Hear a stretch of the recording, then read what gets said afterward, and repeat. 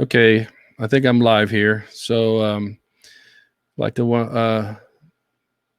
welcome everybody to Todd's Corner, and hope you hope I have some people out there. I'm going to the internet's acting weird today, so everybody just hang with me. I'm going to introduce Mr. Gordon Moriguchi. All right, hey Gordon. He's snacking. I caught him at a snacking point. Eating a late There you lunch. are. Yeah. Yeah. So, I was going to do all kinds of different stuff, but this internet's lagging today. So I'm going to switch over to comments and see if anybody else is there. Guess I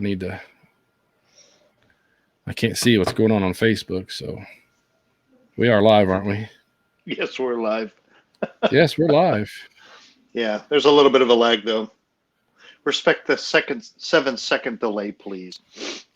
Yes. That way we don't say curse words and can't get in trouble. So Todd, how have you been?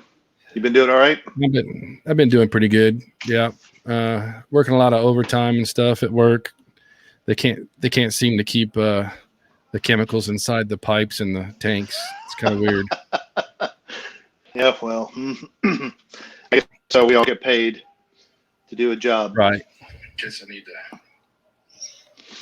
So, So looks like we got Dan Jacobs. Huh? You turn your volume down on your computer so you don't get feedback. Oh, my phone. Yeah. Anyway, I am very honored to be here with you, Todd. Really appreciate the invite. Figured I'd, fancy my shirt today, represent, and we could talk about a great number of things. Yeah, excited to be here. Yeah, it looks like we're getting some people on board now. They're starting to message that they're present. I'm gonna have to use my phone to see their. Hey, if you're coming into the live action here, just click on your Facebook on the instructions, and I think it'll tell you how to. It'll show your name because right now it's showing Facebook user, and I can see Dan Jacobs is here. Yeah, it looks like 8 people are live with us. Yeah, Phil Dennis and Dale Franklin. So I'm gonna give it a few minutes to just before I talk on some of my subjects I wanted to talk to you about today. In the meantime, y'all getting some snow over there? Because we got a lot of snow over here in Virginia. Oh yeah, we got like 4 or 5 inches, and now it's raining. So guess what? It's gonna be slush and ice tonight, and more snow on top of that. I understand that. Let's see. Yep, there's Dan. Yep. This is pretty cool how this works, Today we're going to be talking about the 22-inch Eagle and how it affected us fans and model builders and all that stuff. I've got a statement from Jamie Hood about the round 2. What do you want to call it? Acquisition. The buyout. Yeah, acquisition. The buyout. Yeah. Actually, this is a good thing from what I understand. I'm going to switch over for just a second and give these people a nice link to join in. Okay. Because I see Mark. Yeah, where's that? All right. I need to refresh. Hang with us, guys. We just got to get some links out here for you guys to be able to join. Learning the trade. Yeah, this SteamYard is pretty cool. I'm glad Jamie turned me on to it, but I still have to learn some things.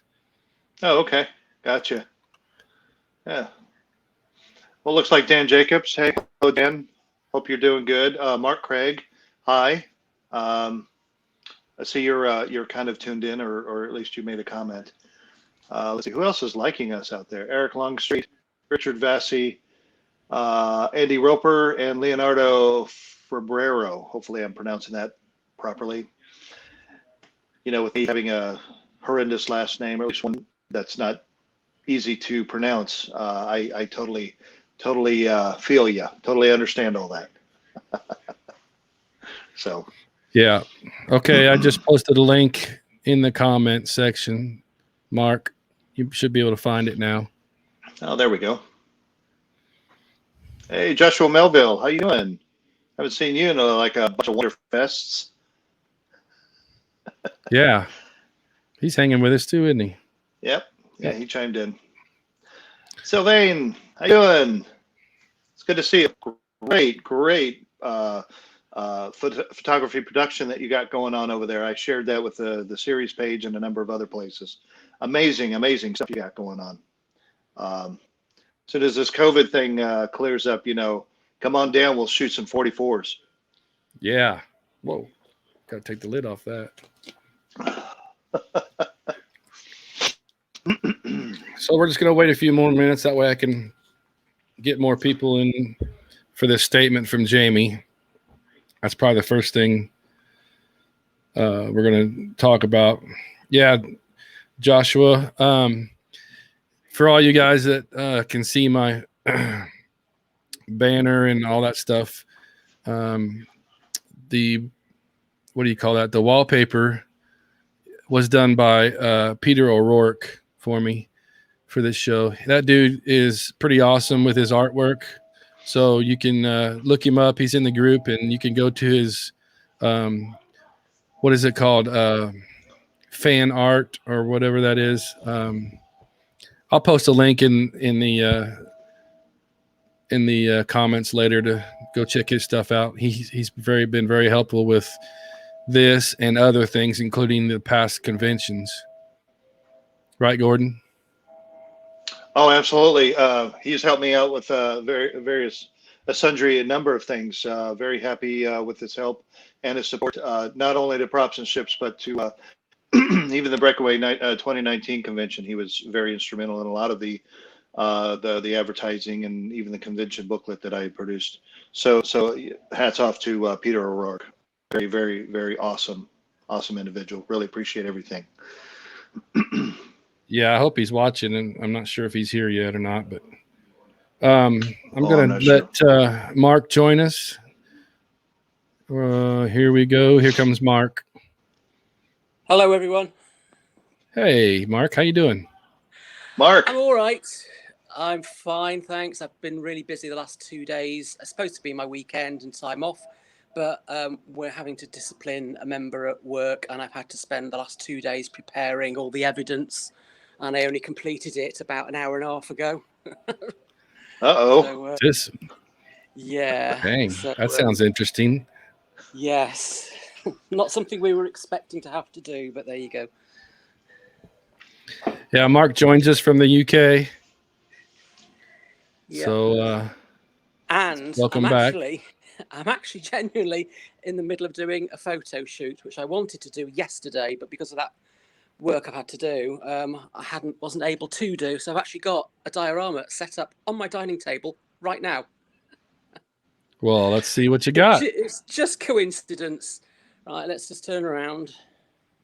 How exciting. Ah, that's the figurine that you did the other day, the alien. That's right. Very cool. Oh, Mr. Photographer here. So you're actually looking on scene on the moon at the moment.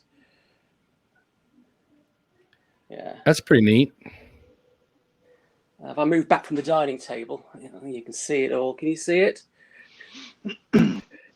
Yeah. Mm-hmm. Yes, it's coming in good, coming in clear.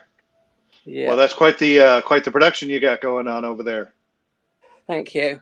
Yeah, what I'm doing is it's that scene which I said I'd intended to do with this particular alien, which is that scene from the UFO episode Survival, where the alien is about to attack the Shadow Moon base and fire the projectile through the window. So that's what I'm recreating at the moment, right as I speak. Ah, well, that's Very cool. cool. So Very we got lots impressive. of watchers. Looks like we're getting quite a bit. I'm not Yeah, sure. we got 18 so far. Yeah, I had to join using that link you put on the chat thing on this, because the link that you put on your Facebook group page, I clicked on that, but that only asked me to approve, like going through this thing, but StreamYard. But I was expecting it then to actually join me to it, but it didn't. So if you want anyone else to join, they're going to have to use that link that you put into the chat thread on this on the screen. Okay. Is that your intention, Todd, for more people to join? Yeah. Well, yeah, I can have up to 10 people, but I think with the way, I don't know if your internet's acting goofy, but I think Facebook is dragging today for some reason. Yeah. But yeah, looks, we might have Richard Ashton here shortly. I've got some information, a little statement from Jamie Hood about the acquisition of round 2, and I'm going to read here in just a few minutes. But I wanted to let as many people join in as they could. Hey, Mark, how's your weather out there? It's not too bad. We did get actually some snow, which we rarely get because I'm right on the coast, so we rarely get snow here on Merseyside. But we did. Nice. It didn't stay long. It was only stayed on the ground a couple of hours, and it melted away and was gone. But some other parts of the UK have had quite a lot of snow over the last week or so. Yeah. Yeah, we got, I think, about 4 inches of snow here in Fredericksburg, Virginia. Yeah, I think Scotland was supposed to have had 6 inches or 6 to 11 inches during last week, I think. But I haven't watched much of the news, to be honest, to see what's been going on.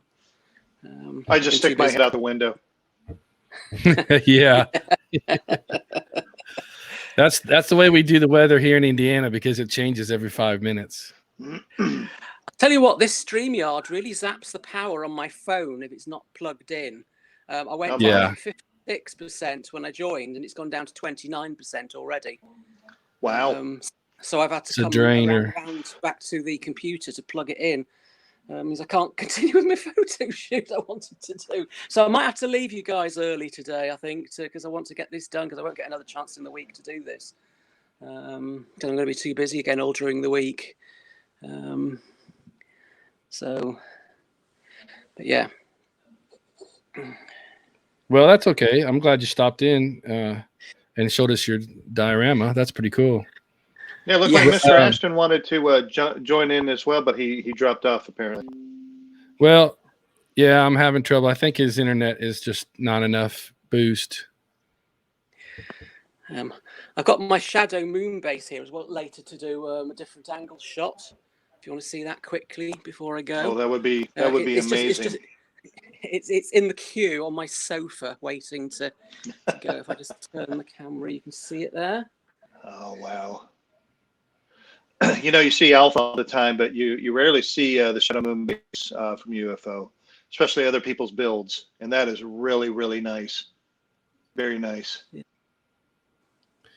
It's pretty neat how it's kind of akin to the Moonbase Alpha. You see that? I can't see what you're seeing because I'm holding the camera down. Yes, it's perfect. Yeah, down just a little bit, maybe. There you go. Or try turning your camera sideways. That might help a little bit. There's a nice picture. Oh, yeah, looks like we're on the Moonbase now. Little landscape shot there. Yeah, very nice, very nice. Perfect. That is very nice. I need to. Is that a kit or is that all scratch built? I need to set. I got the basics done on a 3D printer. Oh, okay. And I had to scratch build all the other bits. The the launch ramp I had to scratch build. It's some old signal gantry off a model railway set, and some fencing stuff I put together. Okay. And things like the satellite here. You can see the satellite. And move down a little bit. There we go. Got that? To the and then to the left. Yep, to the left. That way. Yep. That's perfect. There you go. That's a drawing pin. It's a drawing pin. Very nice. And another one there. Wow. Drawing pin. That's interesting. Okay. If I move my hand, if I move the camera back, you can see my hand, the scale of it. Oh yeah. Yeah. Yep. Yeah. Yeah, it's amazing. 3D printing has just gone leaps and bounds, for everybody's creativity. It's just amazing. So is that permanently on that base? Yes, it is. Yeah. Nice. Yeah. So what do you do with it when it's not in use? Just keep it on the couch? No, no, it goes underneath in the storage cupboard underneath one of the divan beds in the spare bedroom. Gotcha. Hey, I have other of my dioramas are on top of wardrobes and stuff. Yeah. Oh, yeah, because I've got so little storage space in the house. I'm afraid I had to get a little creative with, the wife looking at me funny, like, "Oh, what are you going to do with that?" And I keep on telling her, "Well, I'm not going to display it on your furniture or anything like that." So just try to put it up underneath the house, which is, a climate-type crawl space.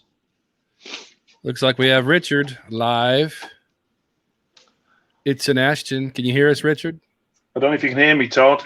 Everything else is very, very. Everything's buffeting, so I can't hear anything from anybody. Yeah, we can hear you. You're coming in loud and clear. Yep. Can you see me? Can you hear us?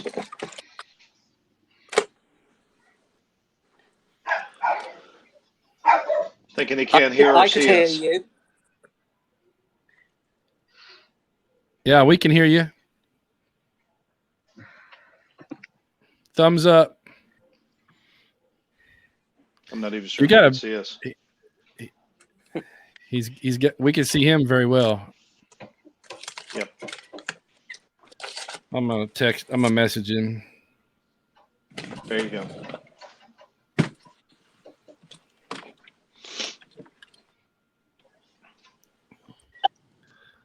All right, looks like we're up to 17 viewers. 17 viewers.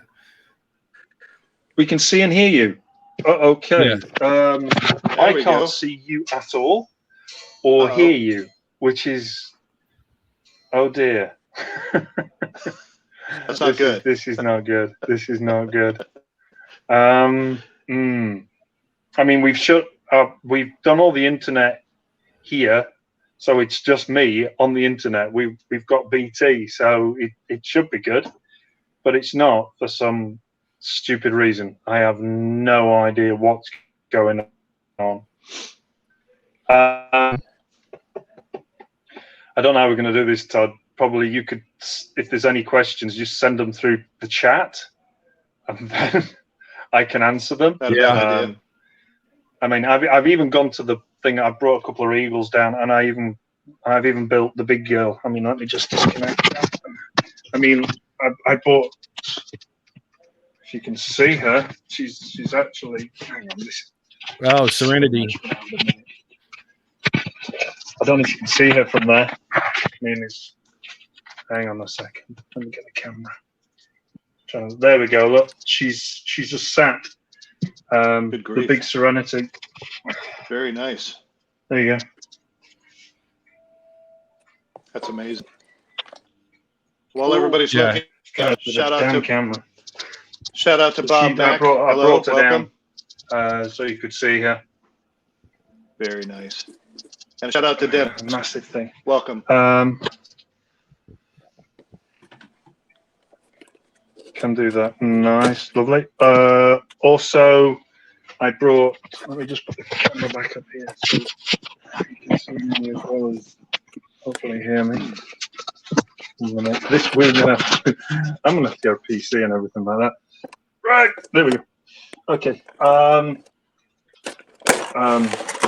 Eagles? Anyone? Love the Eagles. That's one eagle. And I've got a second eagle. What we got? I presume this is all questions from Todd. Absolutely. Yep. And this is Todd's eagle, Eagle 2. I brought that down. Lots of commissioning work, huh, Todd? Yeah. There we go. And that's Todd's Eagle 2 that I built for him with Nice. something that nobody's got except Todd. There's Maya. Yeah. I don't know if you can see her that well with the camera. Hang on, take it that way. There we go. Definitely can see her. So she's sat in the cockpit. There she and is. I've added a little feature thanks to my good friend who do all the electrics, Warren Monk. And he's, there you go. Lighted cockpit. Illuminated. So there you go. Just put that back. I might get one illuminated. I don't have any of my Eagles being nice. illuminated. Really? Not a Nothing? one. Mark's back. I Yeah, see him now. It's just not one of the one. Not high on my priority list. Never has been.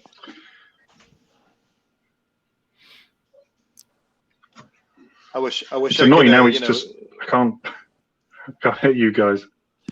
Yeah. I'll tell you what I'm going to do is I'm going to try and come out and come back in. And Okay. hopefully this thing might sort itself out. Okay. So 1 second. All right. Well, that was pretty good. Pretty good stuff. Yeah. We might He's have a like a tour. builder. Yeah, you got a number of things. You got a number of things that are built by him. Oh yeah. And his workshop is his kitchen. Yikes. Wonder how he cooks meals. I have a new model that came this week. Oh, I'd love to see it. Some of you might have seen this before. Yeah, this is the. Mark, did you get plugged in? Hang on. Huh? Oh, very nice. Oh. It's little the 2001. 2001. Is that Very the nice. Mobius? Yeah. I got one of those Yes. too. Everybody should have Yeah. one. Maybe. Jamie said, if a guest has problems seeing, hearing, just have them back out and come back. That often helps. Oh, there you go. Yeah. And that's So probably what he's that should doing. be worth a go. Hey, Mark, Yes. have you built any 22-inch Eagles? Nope. Yeah. You know, What are you waiting on? I have not that adventurous yet, and also it's space again. I would love one, but it's the space in my house. I've got everything just stacked up on top of things everywhere. So Priorities, yeah. right? I'm quite happy with my big 1612 collection, and they're still adding to that. And my sister keeps saying, "Where are you going to put it?" Where? No kidding. They 1612 put out an email today to their customers to say that the Infernal Machine episode set has actually arrived in the UK. And it says we're waiting for the container to be delivered to our warehouse around Wednesday or Thursday of next week. And so Very they'll exciting. start dispatching them out shortly after that. Very Right. exciting. So, we'll start getting our Infernal Machine sets from next weekend onwards. Cool. Can't wait to Yeah. can't wait to put the mass-produced tanks with my prototypes. I'm very, very excited. Us geeks. What are you gonna do? Yeah. Yep. Very excited to put the tank with this one. I don't know if you can see that or not. Should be able to see it. Oh yeah. Yeah. Yeah. So I'm gonna go ahead and do the Jamie statement. Yeah, go ahead and get the news out. Get the news out, Todd. So this is about the acquisition of Round 2 by another company. Jamie's words. Man, hello. All right. Jamie's statement is as follows. It is always unsettling when we talk about mergers and acquisitions, but there has been no indications of otherwise worrisome news. If anything, the intent is to grow the company and make more great products. I have no fear of losing my position, and this should in no way impact our plans as it pertains to Space 1999 models. In fact, CAD work has began on yet another Space 1999 kit, and an announcement will come at the appropriate time. So I'm not allowed to tell anybody yet. Oh, But you know what it is. Oh, I mean, we know. Maybe. Could be. But yeah. It's so he's not worried of anything at all about this acquisition. Nobody's said anything about being losing their jobs or anything, any kits, any fandom not being serviced as they're being serviced now. So it's definitely a good thing as far as he's concerned. We'll probably have Jamie live with us next week, next Sunday. Yeah. That'd be exciting. Yeah. We'll see. And but yeah, that sounds good to me, and that's kind of what I figured, and that's what I had responded to several of the posts in the group. So yeah. Matter of fact, he and some other folks had just released a video of a number of their new kits that they're releasing for this year.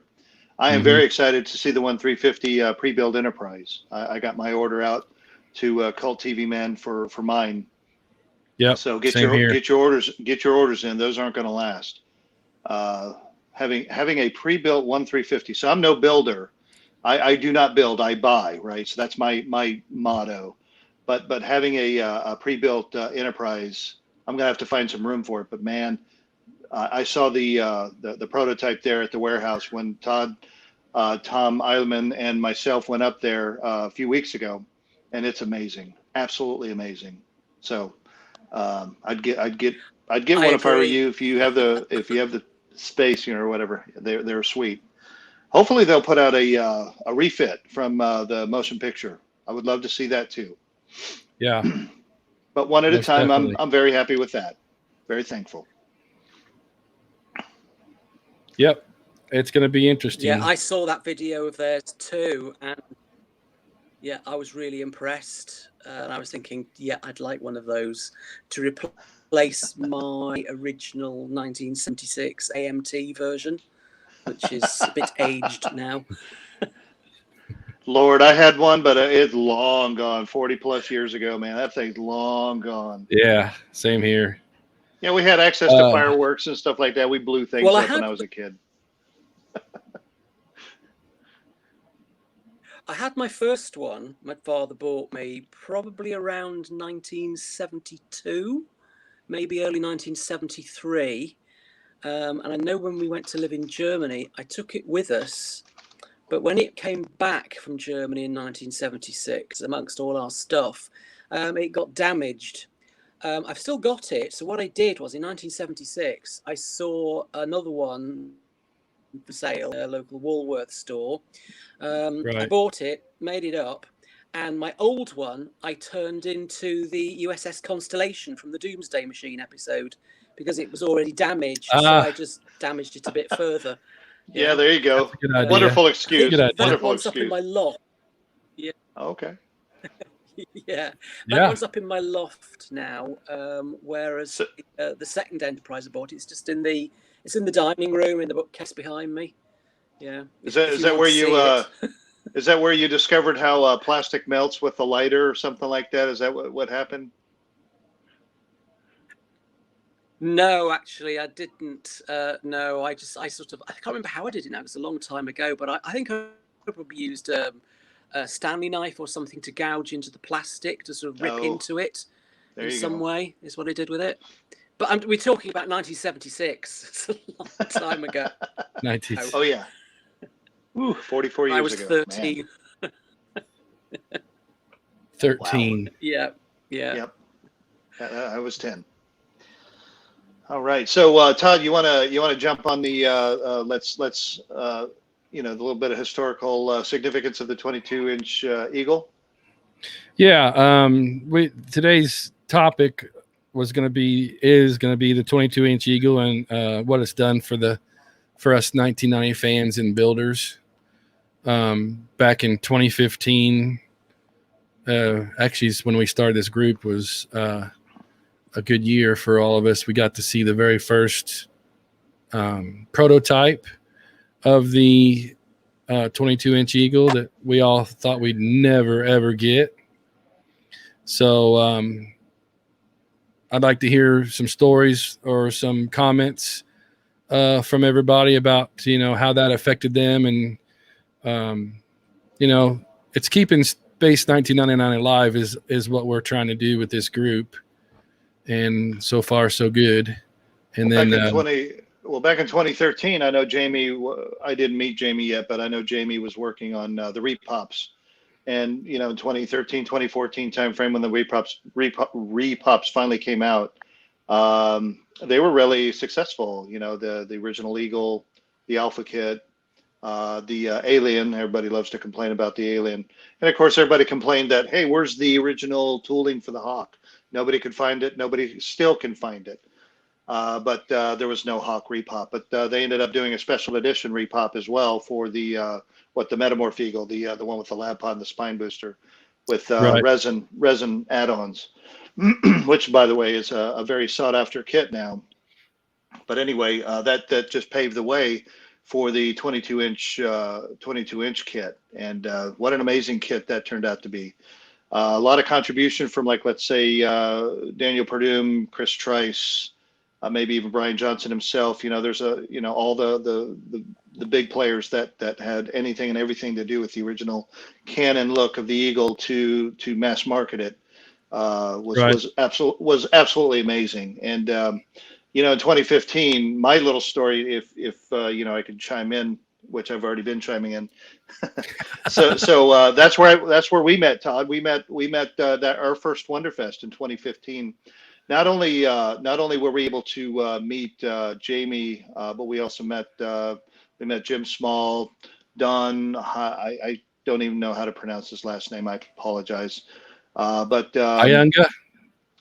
That may be it. But pretty decent gentlemen from at least back then.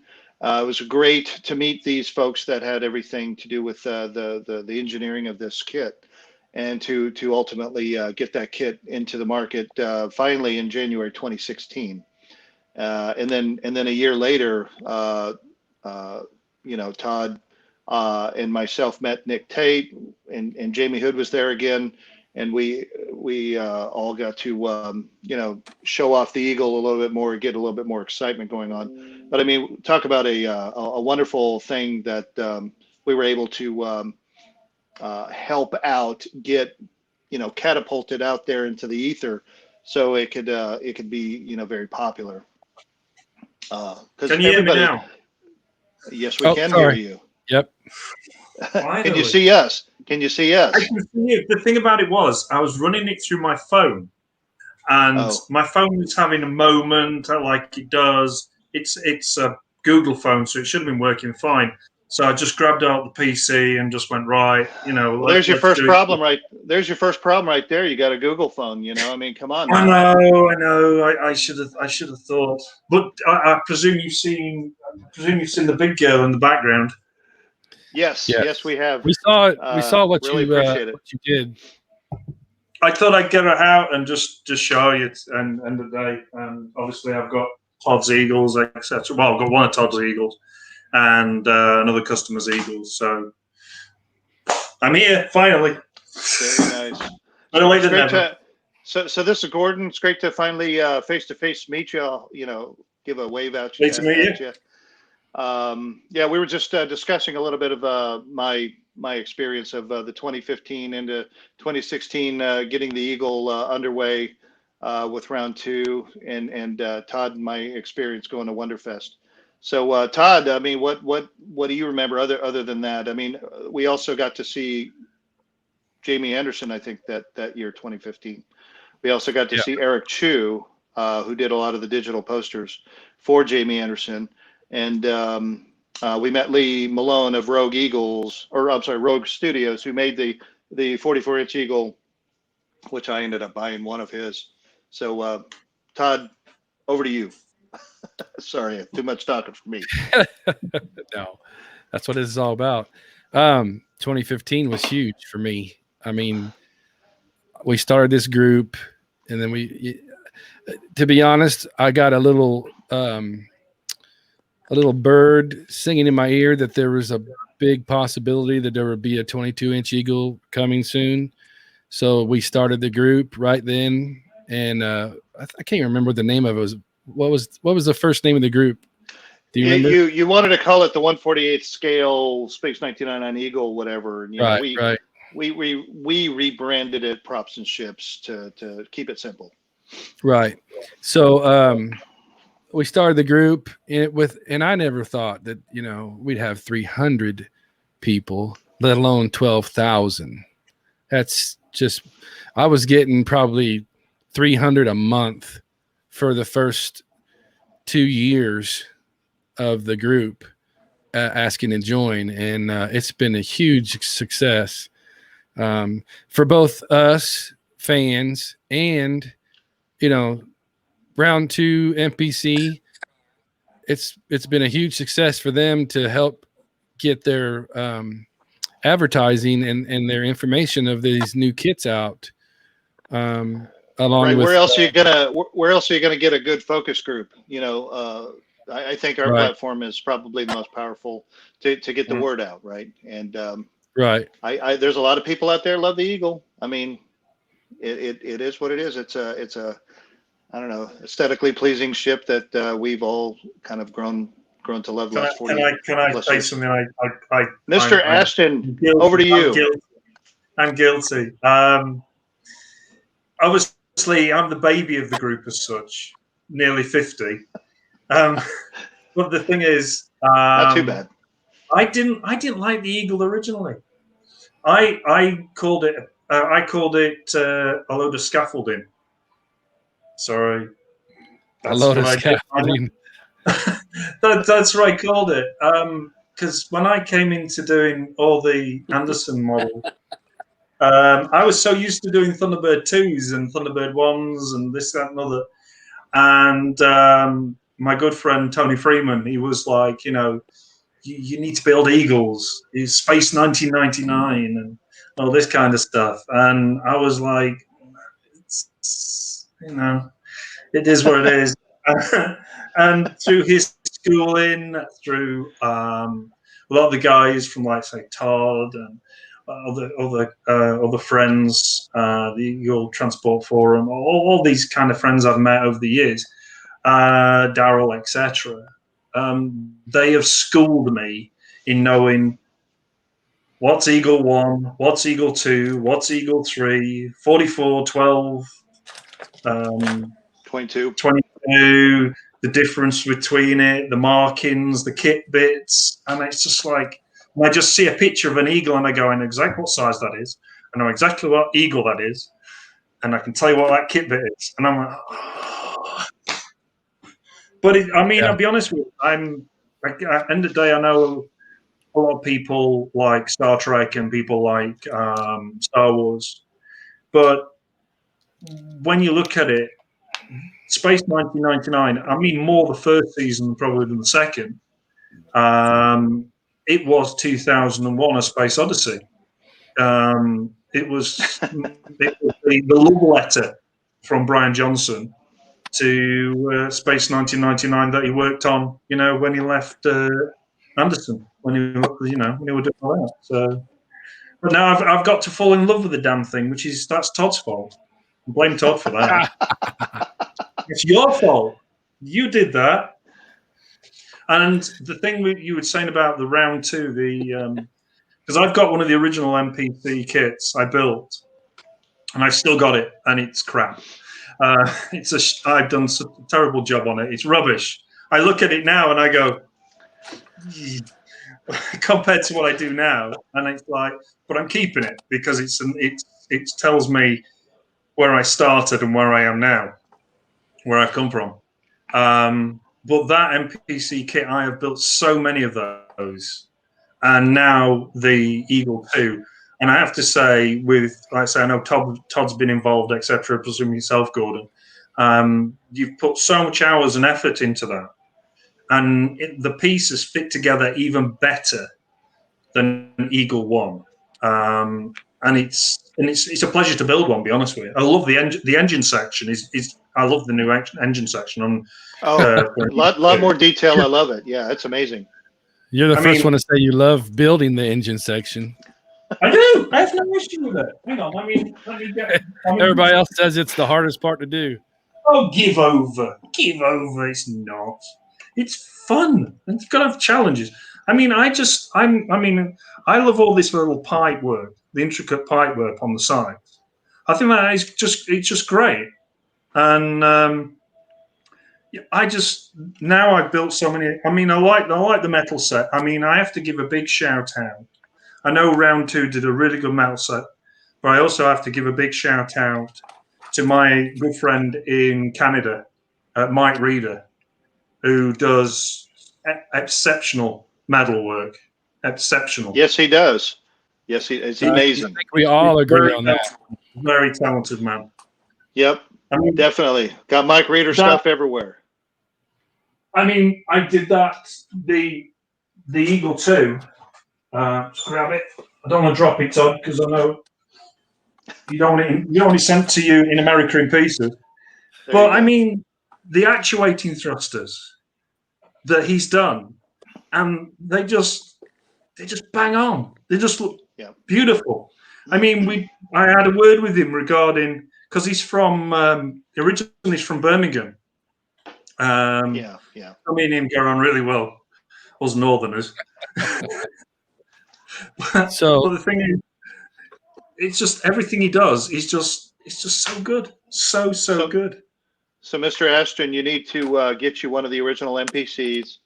Dig out all of the pipe work, right? Add on all of the Mike Reeder aluminum all the way around, right? Right. And just kind of accurize it. Now that's the challenge, right? Although you don't need to do that now with the 14-inch. With the 14-inch Eagle, the only thing I did different to when I actually got the kit was I took the spine, because the spine's too wide. Yes, I chopped the spine down the sides and altered the angle. Yeah, got the correct angle of it. So. Yeah, I think even SAW put out a accurizing kit to do a number of things that makes the original MPC kit look better, or in your case, the Airfix kit. The Airfix kit look better. It came with a new command module and all kinds of goody stuff. The landing gear, all that stuff. It was a very good kit for the day. Right, but the 22 kit, the 22-inch kit paved the way for now. What number are we on now?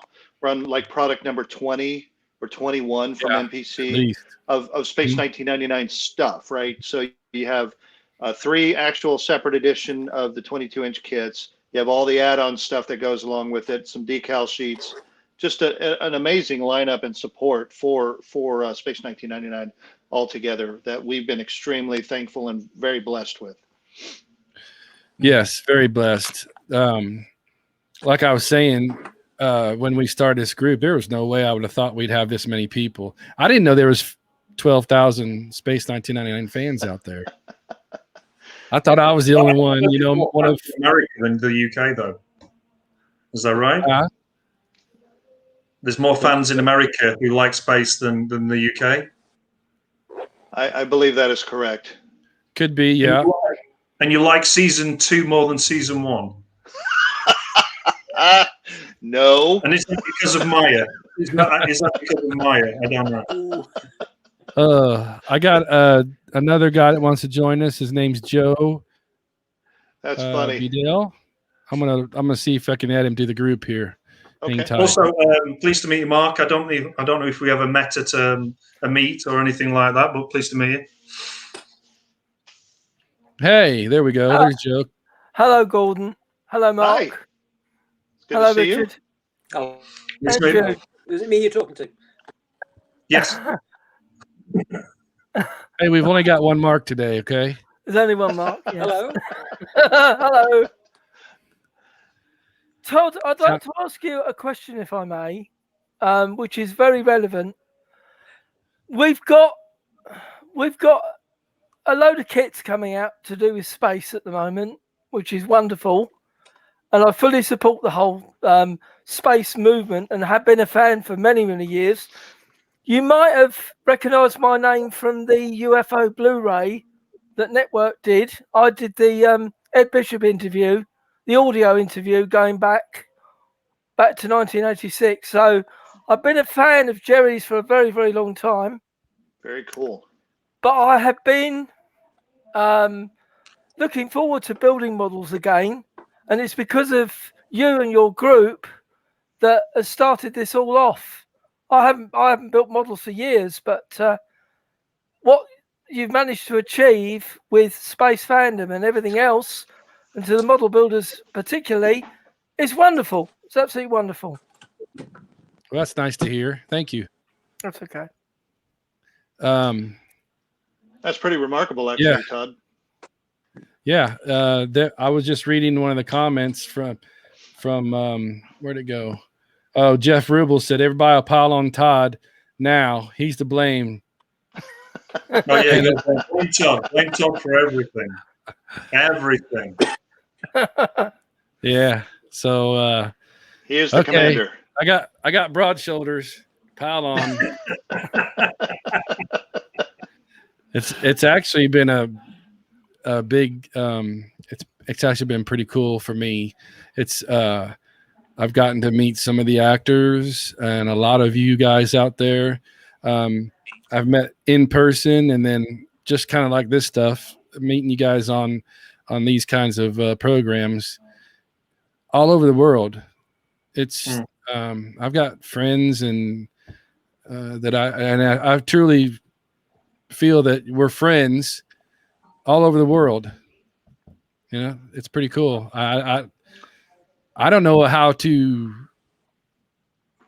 explain how cool it is to have this going on. I mean, end of day, Todd, I think it's because we have a common interest and something we love, which is not just model making, but it's that show. And I don't want them ever to remake the show ever. Just leave it as it is. Because I always sense that when they remake a show, they split a fandom in two. Right. And fandom divided is not good at all. So with that in mind, I just say leave Space 99 as it is. We love it as it is with all its quirks and its, everything about it. And actually, probably you have to say that a lot of the stories and the writing, the acting is better than what we've seen in sci-fi recently, basically. Yeah, can you imagine what Star Trek would have been like if Brian Johnson would have been in charge of the effects? Well, they tried to do it with CG. A lot more They tried- explosions and crashes and stuff. True. Right. They tried doing it with CG though. CG is not the same.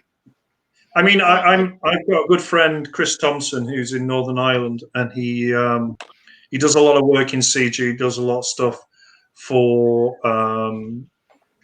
what's it called, for Jamie Anderson, and also for Big Finish. And he does a lot of 3D design work for me.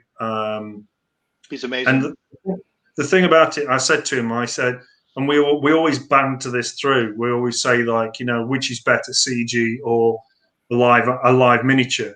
And it's an argument we always end up starting, because he's the CG man, I'm the model man, and it's like, which is best? But I've always said that if you think back to the film Starship Troopers, where they had large scale miniatures, but they had CG elements to give them that extra bit of realism. That's all we need. Yeah, Thunderbirds Are Go did that too, New Zealand, and I thought it was best of both worlds. To be honest with you. I mean, also, well, I think also the Mandalorian, they actually made the Razor Crest as a 2-foot model, and also the main capital ship, the destroyer. That's also a miniature as well, and it's got weight about it, and I think it just looks more the part. Filming. Well, hey, Joe, I have a question for you, sir. So 1612 sold out of their UFO interceptors and saucers, right? They just released them, sold out. I got me a set. I'm very impressed with the set. I actually did a nice photo shoot, shared it on the UFO Series Facebook page. Maybe we should, I don't know, talk to Jamie or somebody to see what it would take in order to get a UFO interceptor saucer set kit that's accurate. I totally agree with you with that, Gordon, because the UFO 1612 release, when it first came out, I've got the first release. I didn't get the other one. Gotcha. I've got several models of the UFO. Yes, I think that would be a very, very good idea. Because I know the Japanese made some kits, but they weren't stellar, right? They're not nearly as stellar as the NPC Eagles of today. And it would be kind of nice to see a nice big a UFO set. And NPC would be a good company, I would think, that might be able to jump on that bandwagon. Well, one of the things that I spoke to several fans in this country over my dealings with UFO was the fact that people are beginning to realise that there is a movement towards the merchandising as far as kits are concerned, because from the British market end, we have the die-cast market, but we haven't got the plastic kits, nor have we had a large amount of plastic kits to do with the Anderson universe generally. So that when the release of the 22-inch Eagle came out, I couldn't believe it. I thought, see how it goes. And it's sold beyond all recognition. Then we've got the 14-inch new version released, which was superb. And this has now started something now, which I think, with the Comlock and stun gun and things like that, I think the Anderson universe will be opened up with new merchandising opportunities, thanks to you guys having a voice in what's going on in the marketplace now. Right. Yeah, we're it's a perfect excited. Opportunity. We're excited. Peter O'Rourke commented on that, said, as far as the CG stuff, they call it now Fusion. So it's Fusion now, as the CG boys make the initial model. I think I talked over you, Mark. No, that was my bad. Oh, so it's Fusion now as the CG boys make the initial model, and then it's made into a plastic kit, so we get the best of both worlds. So that's okay with me. Yes, I like that. Definitely. As long as it's not all CG or Fusion. No, I agree. By the way, it looks like we got David Sisson listening and watching with us. That's a huge coolness factor. Not worthy. David's such a good friend, and he's such a fantastic reference for knowledge of everything. If I get anything wrong, he's one of my guys I go to if it's something I'm always a bit, I'm not quite sure about something. It's David, any chance of go, oh, it's bloody Richard again. What's he want this time? Bloody Richard again. Yeah, David has the original Eagle One in his possession, and he really does a good job at sharing it with us at conventions and stuff like that in the UK, which I can't. One of these days I'm gonna get over there to see it. Oh, when you get over there, you buy me a pint. Okay. Only a pint. Well, I don't know. A pint of what? I'm not sure. A pint of blood? I don't know. Oh yeah, we'll have to go out. We'll have to go out together. Yes, definitely. But I think it's just very cool that David is very a sharing guy with his Eagle One, and I've got all kinds of pictures from all kinds of people and conventions of that Eagle. I was honored enough to actually touch the Eagle One when I was at Alpha 2014. It was my honor. Yeah, he may not want to let me touch it. Do not wash your hand after that. I'm not going to wash my hands now. Right. Yeah, he may not want to let me touch it because I'd be looking for the first exit out of there. Alpha 2014 was my ultimate inspiration for purchasing my 44s. Yeah, I saw you got to hold that bad boy. Well, I actually held Eagle 2. Andrew Frampton was gracious enough to let me hold it. Oh, that's right. That's right. For the shot. I'm still over the moon, no pun intended, with that shot. It was an awesome opportunity. The thing amazed me about the 44s is how heavy they are. The originals. The originals are very heavy. Yeah. And you think that's suspended on a set of piano wires or something. It's very like that. And it's scary because all it takes is just a ping and the thing's gone.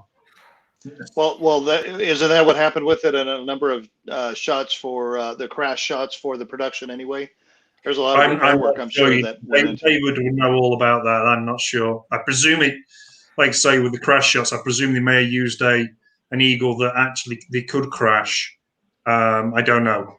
I couldn't tell you. Eagle 3 was built for that, I believe. I wonder how much more Eagle 3 weighs than the other two, because they did build it a little bit stronger for. Instead of using brass, they use steel, I think, for the pipe work. Right. I know that Eagle ones, lake pods, they're made out of they are wood with and they actually hold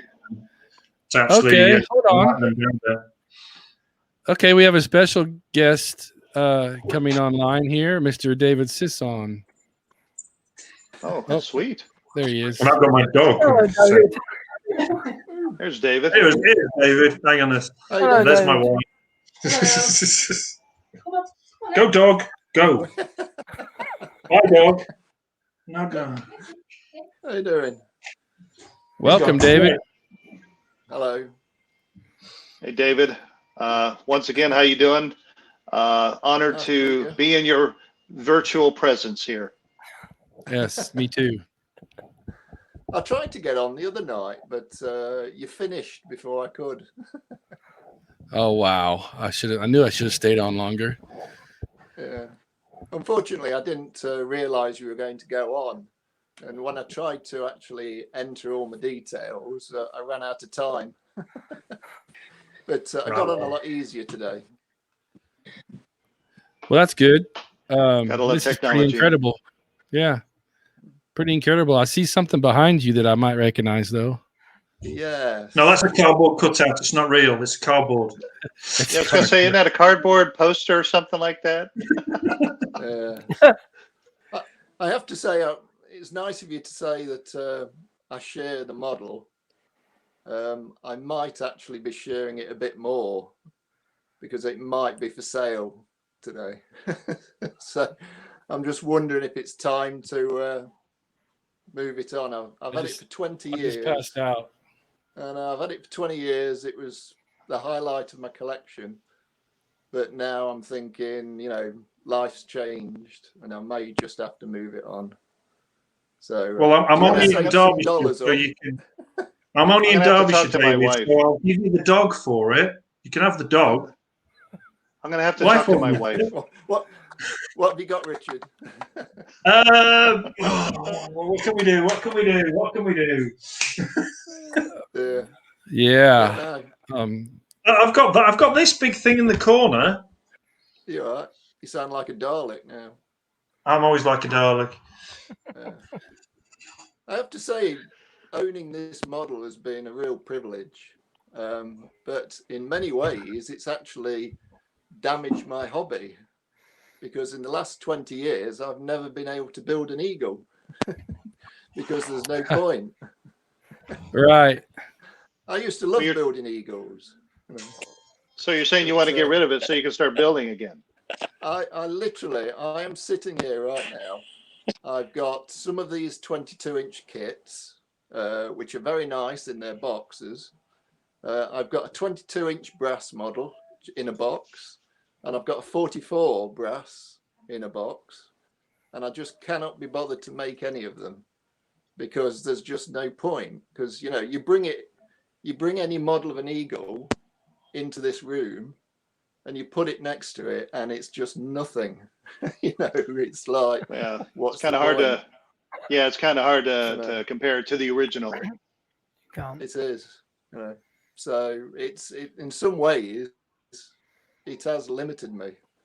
So I do want to build an eagle again, so maybe it is the answer. So you never know. David, I have the perfect opportunity. I'll borrow the eagle, get it out of your face, and you can build. I've had some people actually asking me if they could borrow it, if they could just post it to them. Ooh. Oh wow! Quite a few people asked to borrow the spacesuit. They go, I bet. Just send it to me. And, we'll send it back. Just send it. Yeah. Mm-hmm.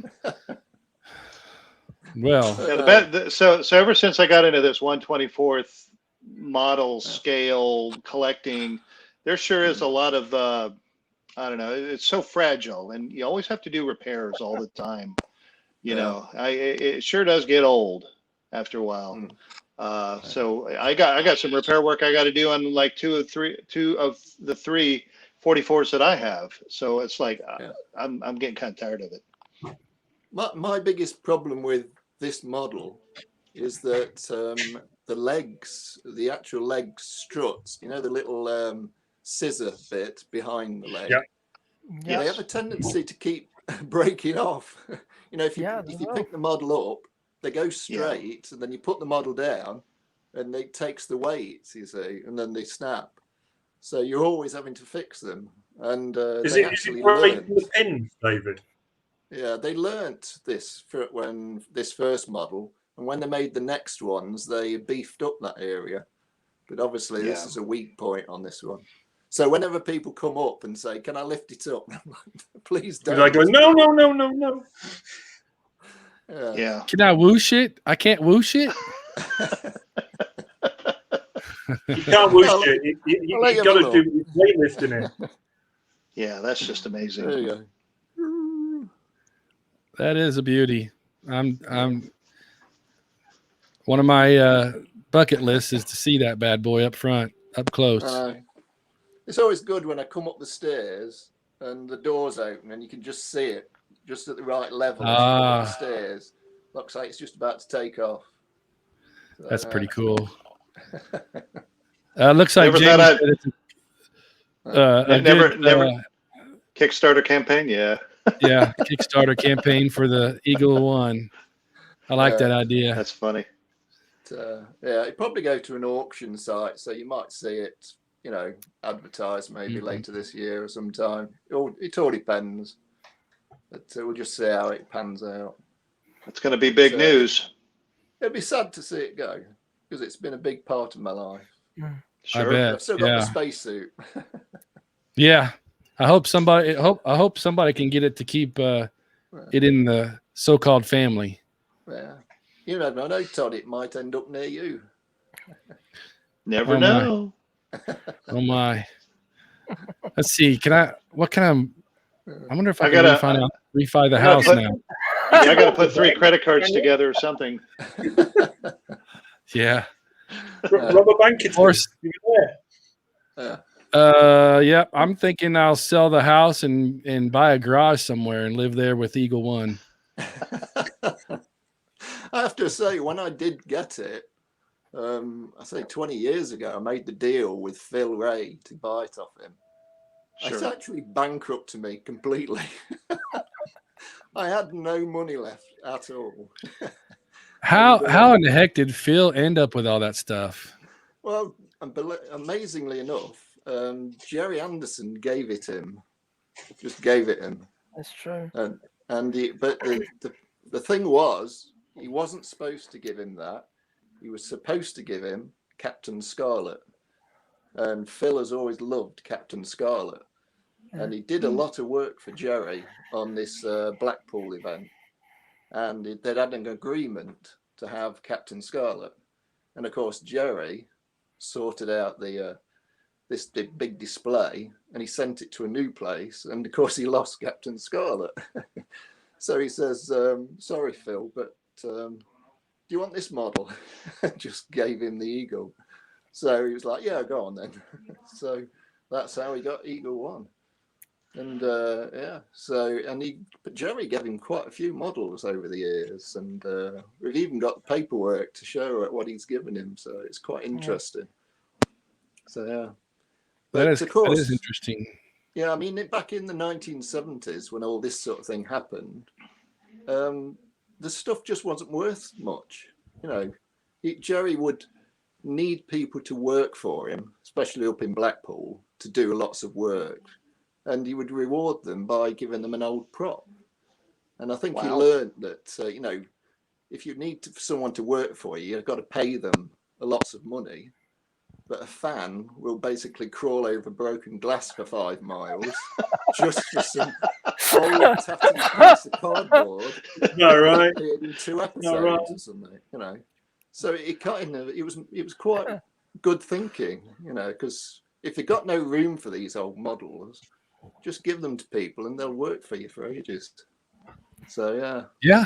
Mm-hmm. Well, there's a thought. And I had to be born bloody American.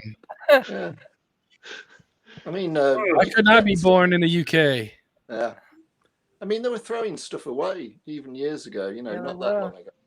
And it's like they never learnt the lesson. And it's really sad. You know, you think he would have learnt the lesson when Space Precinct was made, but he was still throwing stuff away then. And it's weird because it's worth a bit of money. That's crazy. Yeah. It was always down to storage costs, I think, David, a lot of it.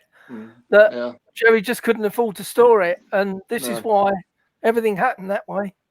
Well, the idea is that the costs of storing the stuff, and really when a production is finished, most of this is damaged. So it's not like in good condition. No.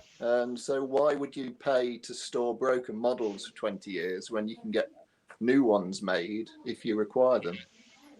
It makes no sense. So, you know, that's why they do it. But you'd have thought you would have like given it to the fans or something, wouldn't you? Right. Yeah. I'd have been right there in line. I can understand that, Todd. You'd be pushing people out of the way and sticking your elbow in. I would, definitely be pretty cool. I know. I mean, one of my best pieces is the Space 1999 spacesuit. I mean, that's a really nice thing because you can put it on, you know, and that's just really nice. Protect yourself from COVID too, right? Yeah. There you go. I don't think it works out well. But you know, when you put something on like that, you feel like you're actually in the show, which is really cool. You know. Which suit do you have, David? It's suit number 4. So, and I'm not entirely sure who wears it. I think it's possibly like more like the stunt people or guest characters. It's one of the smaller ones. I think maybe it was worn in the first scene with Nordstrom and that one. But we definitely spotted it in The Bringers of Wonder Part 1. So there's a chap at the very beginning when Koenig crashes and they're looking at the nuclear waste domes that are all smoking. There's a chap taking photographs and he raises his thumb to signify everything's okay. And that's my spacesuit, which is kind of cool. But it's very difficult to actually identify them because they tend to look the same, don't they? Yeah. Yeah. I don't know if I could pick the different ones out. That's pretty cool. I mean, that's the biggest problem with props. Once you get something, you've got to try and find it in the episode, haven't you? Right. David, I meant to say, David, I meant to say about the actual spacesuit itself. Am I right in saying that the actual helmets, the visors, were made by Bell helmets, the really motorcycle helmets? Because I was on the internet looking for that type of visor, and I think it was around at that time. Yeah, we just don't know. I mean, there's never been any sort of behind-the-scenes shots of this stuff being made. And there's been no talk with people who did work on this stuff. But obviously people recognise the shape of that helmet in the final product, don't they? So there's always been the suggestion that this was used. But we just don't know, you know. Okay. But they are actually obviously custom mouldings, so we don't know. So David, I have a question. No, you go. You go. Oh, I was going to ask about the UFO interceptor. You posted that you had repaired it recently. Oh yeah. How badly damaged was it? I don't remember seeing the actual before pictures. And when you were holding it, it was just amazing that you were able to get it all back together and back to the owner, I guess. Yeah, that model was very badly damaged, and it was back in the 70s. It looks like several of the models from UFO went to the Dinky factory. So they actually had the models to work from to make the Dinky toys. And apparently that model was in a storeroom at Dinky for years. And a burglar broke in one night and literally stood on it as he came through the window and broke it all. And so when Phil Ray, he was one of these first collectors, and he used to send out letters to lots of places to try and find information. And he actually got a reply from Dinky saying, "We've got this model in pieces. Do you want it?" And they gave it him. But it was badly damaged, and he repaired it. But the whole back end is missing. So that's all been remade. It's been made from a plant pot, sort of thing. And the legs were broken and gone, and all the underneath from sort of the midpoint was gone. And so there's quite a bit of repairs, but it's mostly the top is original and the missile. But it's still the only surviving piece of that model left. Very well done, though. It was an amazing, the way you were holding and everything was just amazing display. Yeah, it's unfortunate it's been broken about 3 times in the last 30 years because apparently somebody else stood on it a couple of years ago. Good grief. Yeah, someone was in his house sort of moving stuff in the attic and they trod on it, which is a great shame. But the trouble is these models, as they get old, they become very fragile.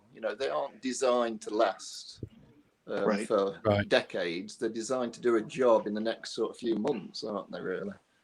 So, they're not designed to look good up close always. And so, it's just good that they've survived to this point. So we have to be glad for that.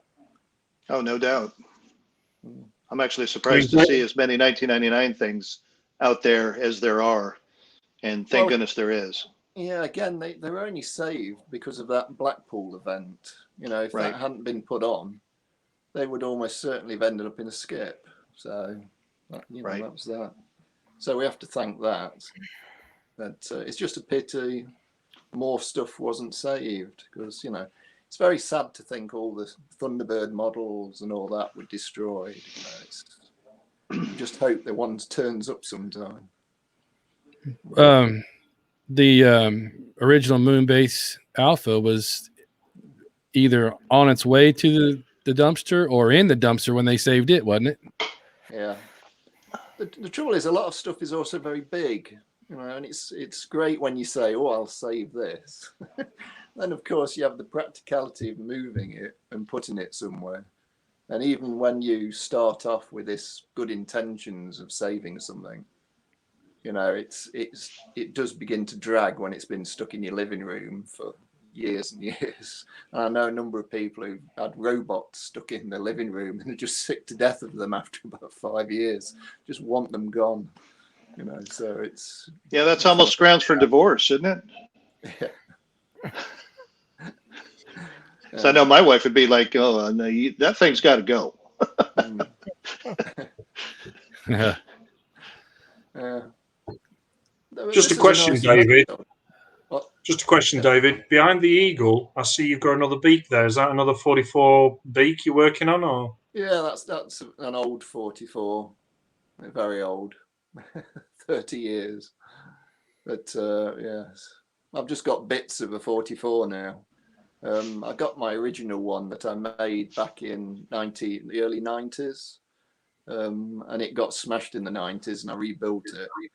And I gave it to Phil as part of the deal to get this eagle, and it was totally smashed to pieces. So I literally brought it back from his house a couple of years ago in bags of pieces.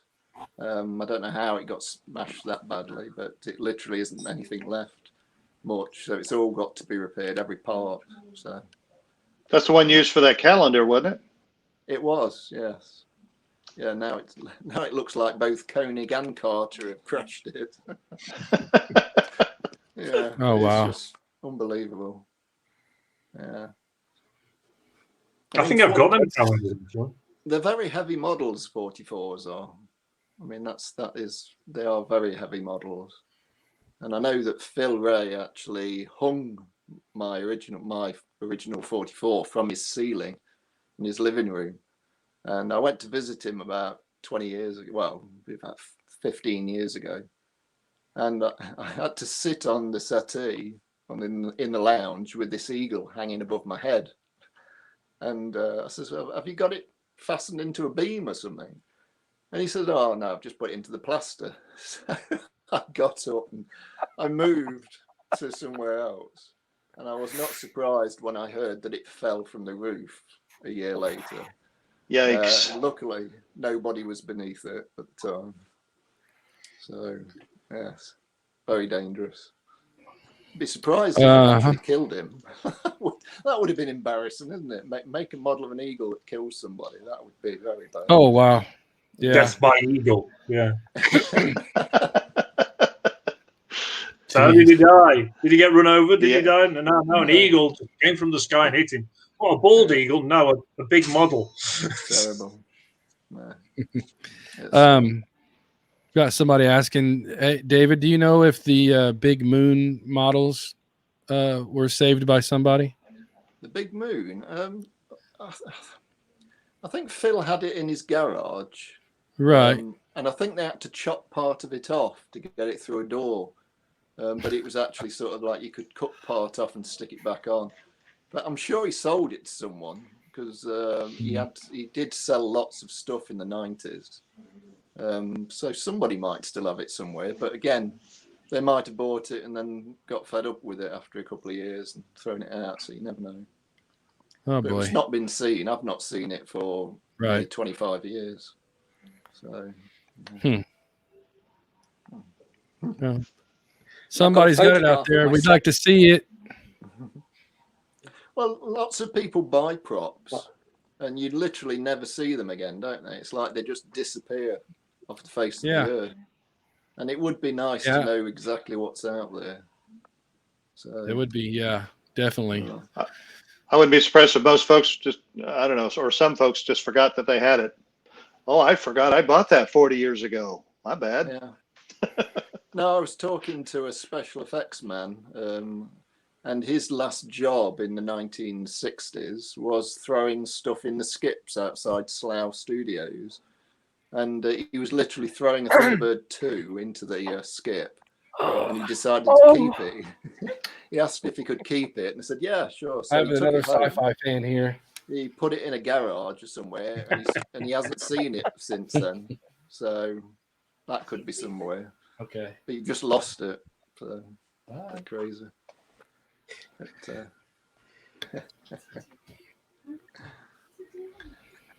you're right, Todd.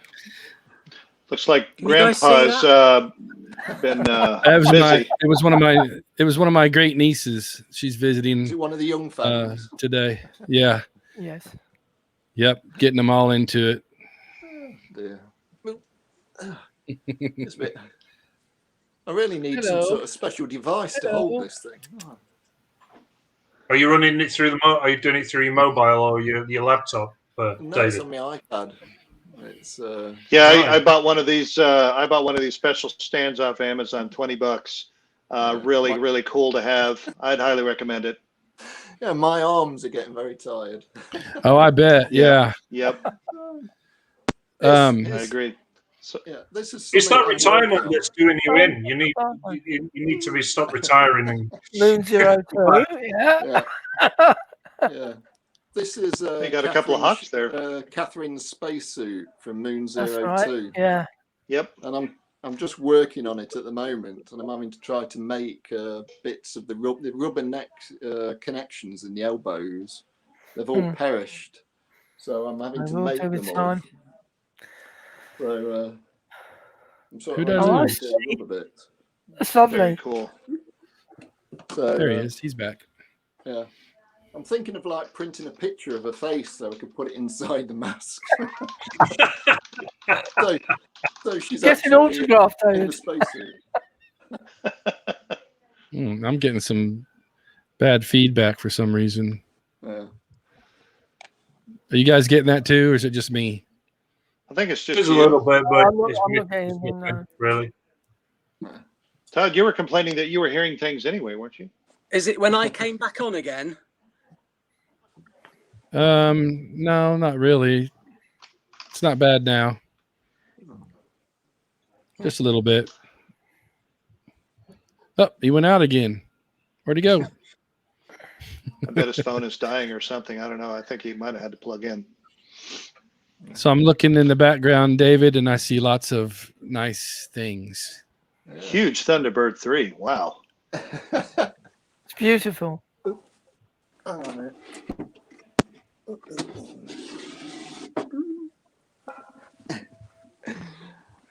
this is one of my favourite items, obviously. Oh, there you go. Yeah. Oh yeah. That the one where you had your own name put on the top there, Sisson, right? Yeah, because as usual, whenever I seem to get something original, it's usually smashed to pieces. It's very rare for me to get anything original that's not broken.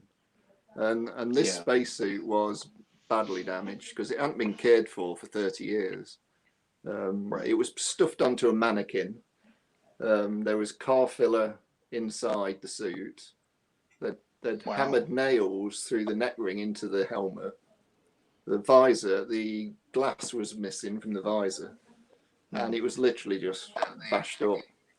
So effectively, I had to the interior was missing, apart from that sort of helmet. It's like a head restraint. It's like a weird thing. It's like webbing that sits on the head, so that the helmet doesn't physically touch you like a crash helmet, because that would be too hot. So the helmet sort of sits on the very top of your head and wobbles about a bit. But Nice. The whole helmet had to be like stripped down, because What was it? just terrible. It was actually in a number of music videos and a whole bunch of different things over time after 1999, wasn't it? Yeah, I think they were just hired out to various productions, and lots of obviously lots of videos, anything like that. So it's all right. What's the story on the hawk behind you? Oh, the hawk. I can't even see what I'm doing now. That hawk is being repaired for Phil Ray. It's Gotcha. his version. It's something I made years ago. Hold on. How is Phil Ray doing? He's okay. I spoke to him a week or two ago, and he's very happy. He's relaxed, enjoying it where he is, but he's in a nursing home, so he doesn't think a lot of the food, and he doesn't like the fact that they limit his alcohol. he likes to drink. I need the booze. Wow. Yeah. Can you break him out one day for to join in with us like this? Yeah, I perhaps try to, but I'd never be able to get him back. That's the problem. Okay, yeah. I'm not going back. Yeah, and of course nobody can get in now because of COVID. So they're Right. locked down. Right. No. So Ridiculous. it's a shame. So that's also Yeah, a very we've nice Fab One you got there behind you. Yeah, that's the one that Jerry Anderson borrowed. So it's not all my work now. I think a chap called John Weller took it apart and rebuilt it for a TV commercial. So they had to fit like a motor to it. Gotcha. And make steering wheels and stuff like that, so it could perform in the advert. So, Gotcha. yeah. So it nice. came back a lot better. They borrowed it off me, and it came back. It was a lot better than when which is a good deal, you know. Yeah, I was gonna say Right. I can't argue with that, huh? That's all. And then you also have a nice UFO mobile back there. Yeah, Mobile. that's another old model, I think. There it is. Oh, I love the Yeah, Shadow very mobile nice. too. Yeah. Yeah, that's It's beautiful work. there's that bug. Boy. Oh, is that just a static model, or does it have RC in it? Radio control? No, I don't. I don't really bother with things like that. 'Cause, Okay. I mean, I've got something called Battle Tank here, which from Terrorhawks, and it's built on like a 300-pound motorized chassis. And I ran it once, and it left me behind. It disappeared up the driveway, and I chased after it and pulled the battery out, and it never moved since. So it's, things just sit on shelves around here. You know. So with reference to Eagle One, what was your association with the engineering of the 22-inch model kit from NBC? None. I had no. I wasn't contacted. You didn't loan out. You weren't even contacted. Okay, I thought you were part of it. No. Okay. No, all the 44 replica that's come out a few years ago. They did. I did get a message saying they wanted to come around and have the picture taken with it. But I thought, why would you want to do that? It's like trying to say that they had access to it when they didn't. So I said right. So that was made without actually seeing this model. So yeah, it's just the the history is mind blowing, and I'm so glad that you got it and you share it. You really do share it, and then we appreciate that. Yeah. Well, luckily, I think the people that got all of the Eagles usually do show them off at time to time. I mean, there's Andrew Frampton with his. He tends to show it off a bit. Oh, yeah. I think Darren Peters has got the third one, hasn't he? Yeah, Darren. And we occasionally see that. I don't know if he shows it at public displays. I don't think so. Show it to people. But I'm always taking this one out. It goes to all my displays. So yeah, it's very heavy. I actually have some dumbbells downstairs. I actually have to do some weightlifting just so that I can carry this around. Wow. Good grief. Do you have a special box or something you put it in when you take it? It does, but it also comes apart quite easily. Yeah, I was going to say, I think it breaks down. Yeah, I find it's better to move it in pieces sometimes. Especially take the beak off. Yeah. Oh yeah. Yeah, one of my 44s is like one big eagle, and Harold glued everything together, and I can't move it around too well. It's in one big massive box, so I don't ever show that one anymore. But I do show the other two off when I can, because they break down easy. The problem with moving any models is that you've only got to sort of take your eye off it for a second as you're moving it, and you catch it on a door, or you catch it on the door of the car or on the stairs, and you can knock bits off quite easily. So just moving something like that is really difficult, and you've got to be super careful. I've done that before. Me and David spend most of the time when we've done an event, we end up spending most of the time repairing the model we took out. Yeah, that's one of the downsides of owning those big monster models. Yeah. Well, hopefully you don't sell it before I get to come visit, because I definitely need your address. I think the furthest anyone's come is New Zealand. The chap come from New Zealand. I think it was JD. JD, yeah. Yeah, he came and I stood next to it having his picture taken. So nice. I've seen that picture. He's very proud of that day. That was quite JD's a good guy. Well, anyway, I'm gonna have to go, I think, Todd. My arms okay. are very tired here. That's fine with me. I'd like to have a special session one day with you. Just that way we can, and we'll get you a stand for your phone or your iPad. Lordy. Really do appreciate your time. Yeah. Of course, the question is, how many of you have got plasticine in the door of your eagle?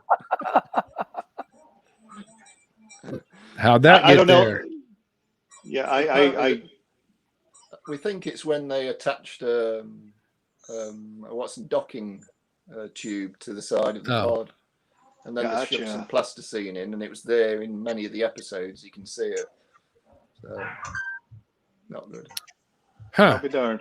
Yeah, I don't think I have any of that in mine. No, tag on it. Hey, Richard, can you what? Have to have Richard go through my Eagles and add that to it. Well, have I got to drill holes in doors now and put little pieces of plastic in? That's something I'd want to do. Hey, David, thanks for joining us, man. It was just awesome. I'm tongue tied. Cheers. Great to have you on, David. Speak another time, Todd. Nice to see you. Right on. Thank you. Okay, David.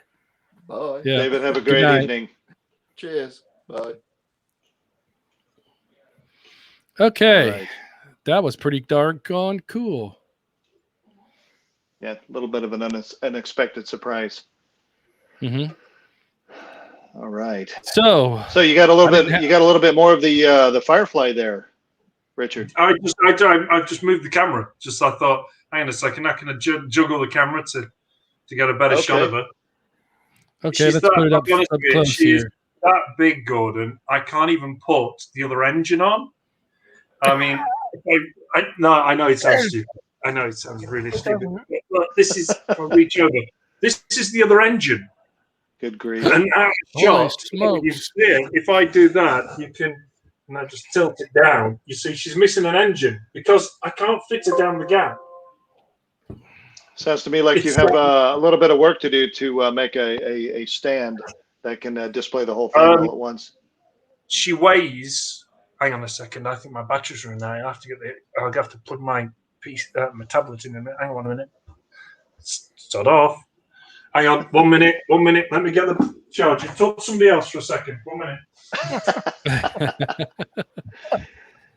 Yeah, Joe. So I think that we probably should have some interesting conversations with Jamie to find out what it would take to at least sell him on the idea for the Interceptor to be thrown onto the lineup. Like, let's say the Jerry Anderson lineup of round 2 models, because bottom line is that if 1612 can sell them all out like that, there's a market out there. And really, there wasn't a whole lot of stuff to begin with when on the initial run when the show came out. So I'm thinking that's probably not a bad idea, Right. That you came up with. I didn't come up with that. You did. Okay, this is going to be hard work. I'm going to squeeze through the gap because she's that big. Good job. I go to the gym and I'm skinny as hell still. Hang on a minute. I'm going to block my camera for a minute. I just plug this in. Okay. We don't want to see all that. Shut up. Shut up here. Right. Okay. Hang on. Where's this? I tell you, this is a new tablet, and I've now had it 2 minutes, and I've not really used it much. Well, you got a better picture than you had on the last one. Oh, there we go. Hang on. Right. Hang on. Yeah, Squeeze. I still can't believe David actually is thinking about putting that thing up for auction, man. That is just nuts. Yeah, I'm hoping somebody offers him what he wants and gets it. Like, hey, Jim Winch, are you out there, buddy? Andrew Frampton. Well, Andrew's already got a 44. I don't know if he wants both.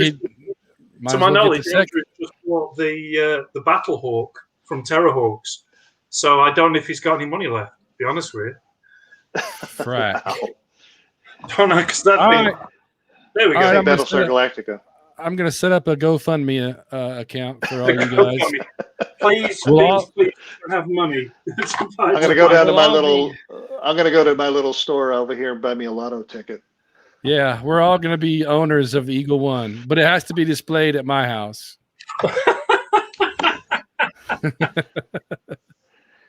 Yeah, the funny thing is, though, is that if I ended up with it, I wouldn't keep it. I would actually probably donate it to Smithsonian or whatever. Have it set side by side with the original filming Enterprise. That would be nice. If that can be done. Yeah, I don't know if I could do that. I'd have to take it with me I'd go on tour. The 1999 Props and Ships Todd tour. That's right. Yeah. The Todd tour. Okay, let's take a look at this thing, Richard. That is amazing. She's right. When we did this took over a year, because we were doing it last year, over a year to actually print. And now when people think, oh, it's just printed, no, there's a lot more goes into it than just a print, because when it comes off the printer, you literally have to sand, replace panels, and the print is only good enough for like something that's only about this big. And she's 5'5" in total length. So I've had to replace loads of panels, double up panels, make brand new panels. Gonna do a massive lighting kit, so she has all the lights going around the back end of the engine section. There's going to be the actual hangar bay. What's not hangar bay? The cargo bay underneath her. That's all going to be scratch built. So I've got that to do.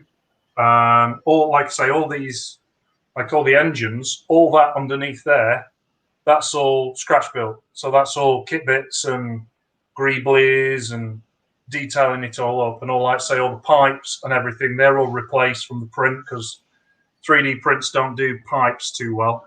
So all that's done. I mean, the rear section of her has got so many pipes on it. I chopped all those off, and they're all going to be replaced.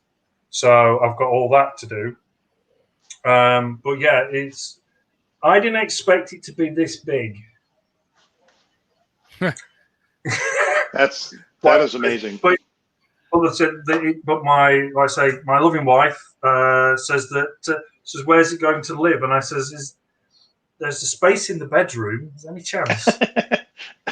And she went, because when you just said when Dave was on about robots, I had 2 Daleks beforehand, and I was a big fan of Doctor Who, and I really love Doctor Who. Did lots of events to do with Doctor Who, David Tennant, all this kind of stuff.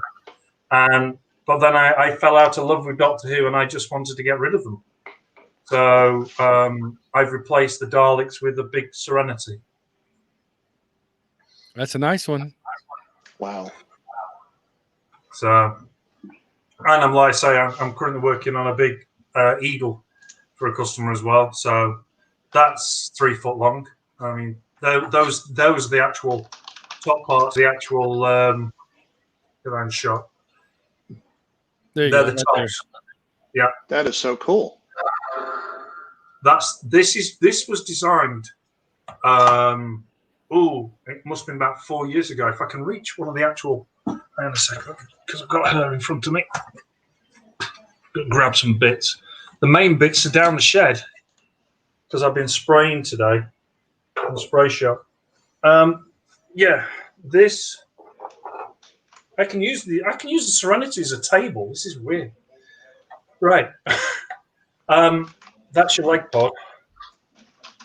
So that's a decent size. And underneath there is this new this mechanism that they pour into it.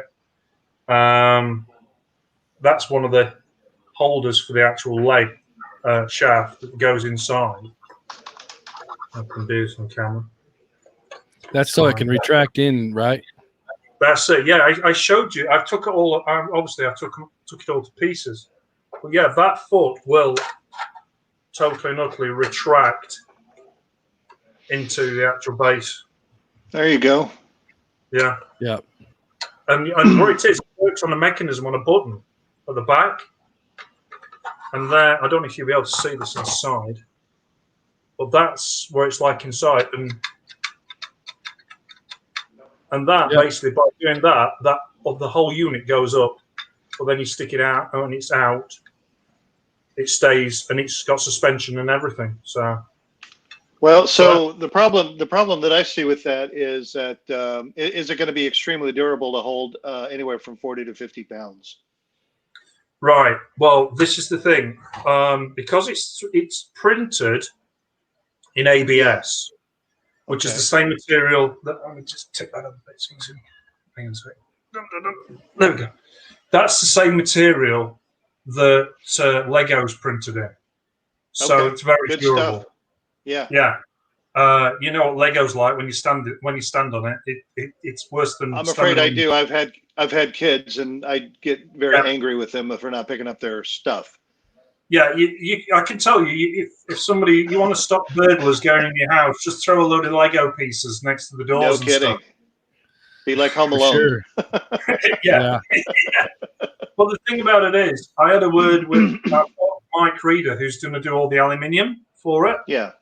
And I said to Mike, I was really worried because obviously I've dealt with 3D prints a lot, and I know when something's printed, it's got to be printed in a certain way to keep the strength. Because if you're going to print something flat, that basically means that it can take the weight. It can, if you try and do that to it, it's strong. But if you print something vertical, you do the same thing, it will snap very easily. Right. So I don't know. Like I say, when I said to him, I says, I bought this from a good friend who basically needed the money and got this and never was going to get it finished. Says, Richard, are you interested? So I took it off his hands. But I didn't know how it's been printed, and of course, it must be about 5 years old without being touched. So I didn't know what I was doing. I was taking a pot shot. It's like, is this going to work? And when I spoke to Mike Reeder, I literally said to him, I said, Mike, I want full aluminium on this. So sensor dishes, underneath thrusters, etc. And engine belts. Yeah. But I was worried because of the weight. Because I thought, that's a lot of weight for something that's 3D printed. There's no brass in it. It's, so I've got to think about it. And he literally said to me, he says, and you probably know this chap, there's a guy called Wolf. He's a friend of my friends list on Facebook. Forgot his name now. All I know him as Wolf, and he made a plastic 44-inch eagle. Yeah, that's Harold Wolf. I'm the owner of that eagle. Oh, well, there you go. Right. Yeah. So he basically built that eagle, and I said and he said, well, I did all the engine bells for Harold Wolf for his eagle. What I can do is I can go through the same specs that he did, how I thinned the engine bells down and other bits down so it lightened it, and hopefully that should work for you. So that's what he's doing for me currently. He's making all the engine Okay. belts.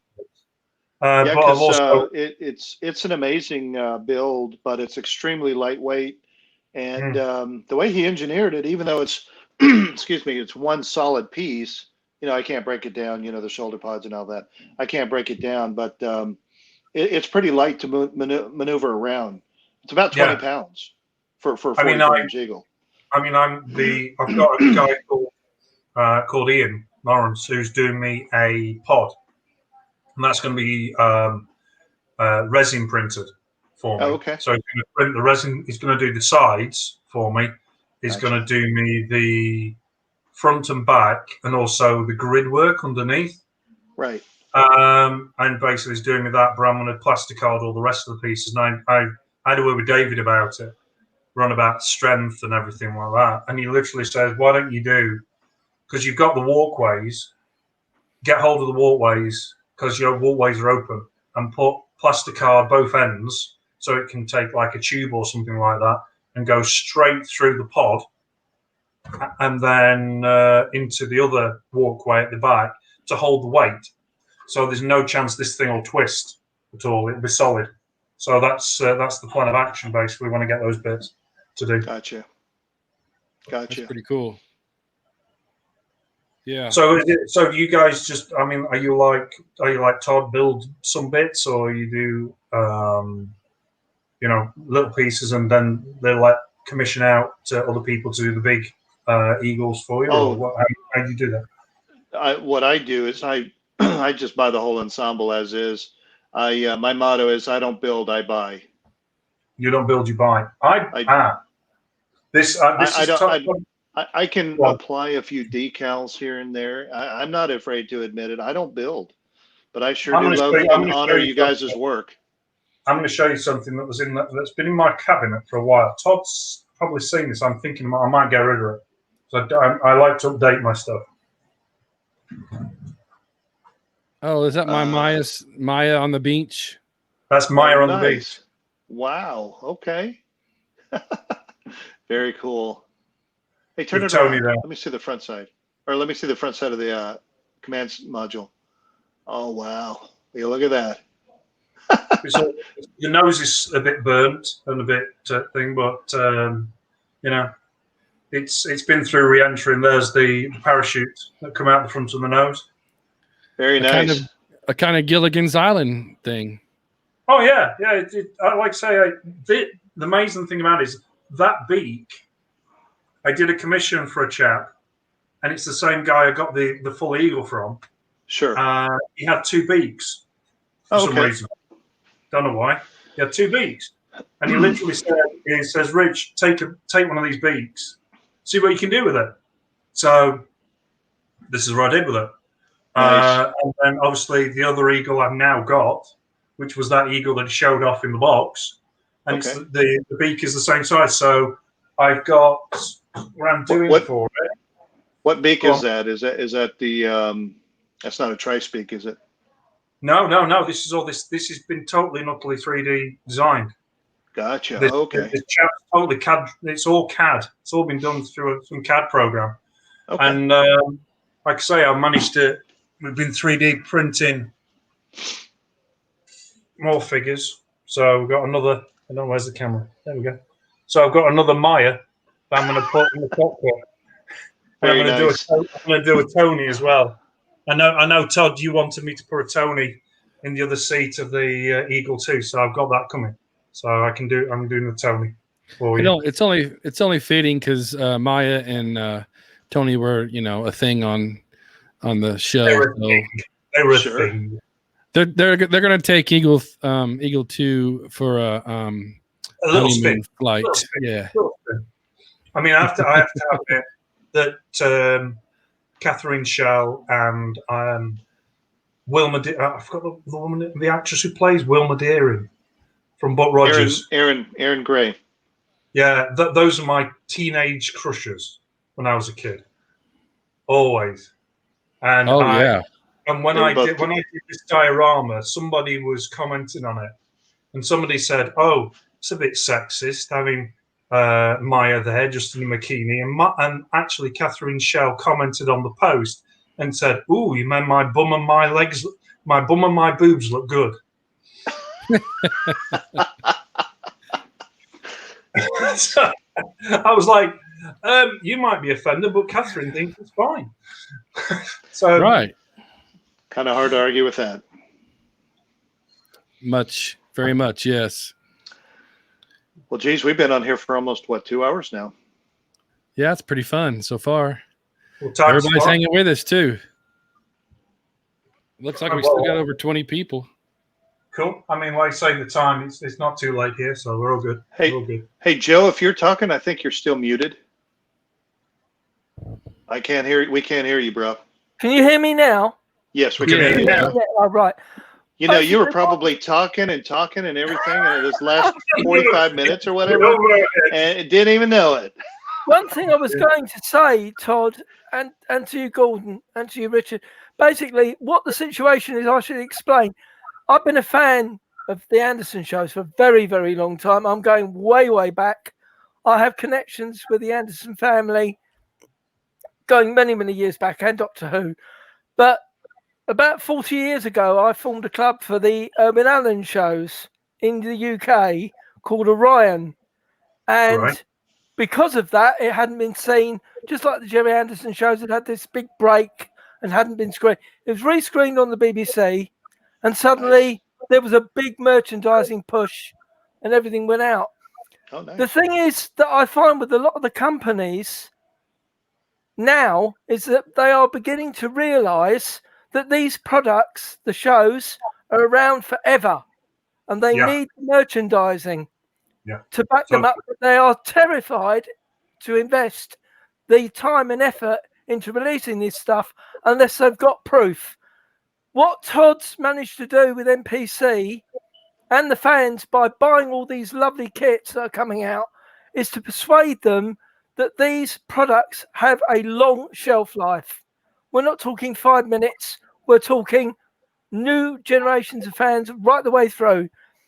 And long may that continue.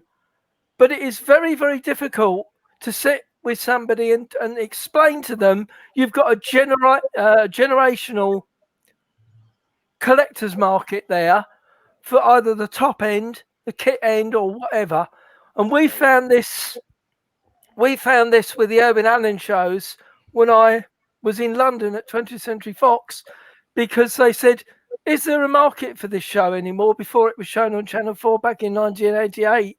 And I said, there's loads of fans out there, but it has to be shown again for them to realise that, oh, I watched that as a child, and it carries on and carries on. And this has happened with the Anderson shows, obviously, Gordon. I mean, it's wonderful, but there is such a large gap in the market now that this needs to be addressed properly so that they can get these products out there to all the fans at a decent price. Right. And they're doing it, which is wonderful. There's enormous opportunities left open. Yeah, well, you know, Todd and I actually started Props and Ships back in 2015. We're coming up on our 6th-year anniversary. Yeah. And basically, there's always power in the numbers, right? I mean, bottom line is that there's power in the numbers, and this is a business. And we love, since we're fans, we love to see stuff, right? And we've been very blessed with the stuff that's been coming out. So it can be repeated. I'm just saying that this is a kind of a rinse and repeat type process. Facebook has been kind of our avenue, our platform, so to speak, with regards to all of the you know, the things that we like to share. Started with the repops. I think Jamie Hood got a really good feel for the sales of all the repops going out, you know, to really catapult the new line, the new stuff out there. So it was a long process, but I mean, I think that he's going to rinse and repeat again with the Star Wars stuff. You know, he had just mentioned that they got a Star Wars license. They're probably going to do repops of the original kits, the NPC kits back in the day. Probably do some improvements, just like they did with Alpha, Moonbase Alpha, and with the Eagle, with the special edition version. And then they're going to be creating new kits too, maybe Mando or so. Who knows? I mean, the galaxy is endless, right? Right. And may the force be with them. You know, but the bottom line though is that it's been a good run. We are very grateful, very blessed, and bottom line though is you have to get the interest in there, or they will not want to do it. No, and I think that we've done pretty good with regards to You've done that very remarkably. thing. I never ever thought in my lifespan I would ever see a larger, more accurate eagle model. And when the 22 came along, a friend of mine, but I've still got one here. I won't even build it because I just want to keep it in the box. But get it built. Get it built. Yeah. I'd love to, but you know, as a child, you build the NPC one, the FX one. I took it to my local newsagents, hung it up in their window, and their sales of eagles went up. But that's not the case now. We're talking about serious model building. Very cool. Oh yeah. You know, but that's it. I mean, have we got a defined list of what people want in the Space 1999 community? What they want next? Oh yeah. I mean, there's been a little bit of conversation going on back and forth with regards to that. I mean, everybody's been waiting for the let's say the 1/48 scale Hawk that goes with the 22-inch Eagle. That's kind of a given, right? Yeah. You know, I was actually somewhat surprised, but not surprised too much about the stun gun Comlock combo as a kit coming out. That's going to go bonkers, especially for the mere fact that if you can actually incorporate electronics in it, if it's accurate, and you know, very flexible to do what you want to as a builder, right? So because builders like you, Richard, are very, you know, very intricate and whatnot, where you have your novice builders that would still just want to have a, you know, a Comlock and a stun gun static prop. That's what I've noticed with a lot of the Eagles. I mean, right. Yeah, because you can incorporate the light kits and whatever it is that you want to. The sky's the limit. I mean, at the end of the day, like I was saying to Todd, I mean, I've seen a lot of people put lighting kits in the Eagles, and they have all the cables actually inside or in the battery pack in the actual pod or in the walkway. Mm-hmm. And what we've done, I had a word with my electrician, and I said, look, is it possible that we can make a small little lighting rig that will sit in a beak that you could use in a 44, you could use in a 22, you could probably put it in a 12, right? Or the 3-foot one I'm doing. And yeah, all it is I don't know if you can see that in the camera.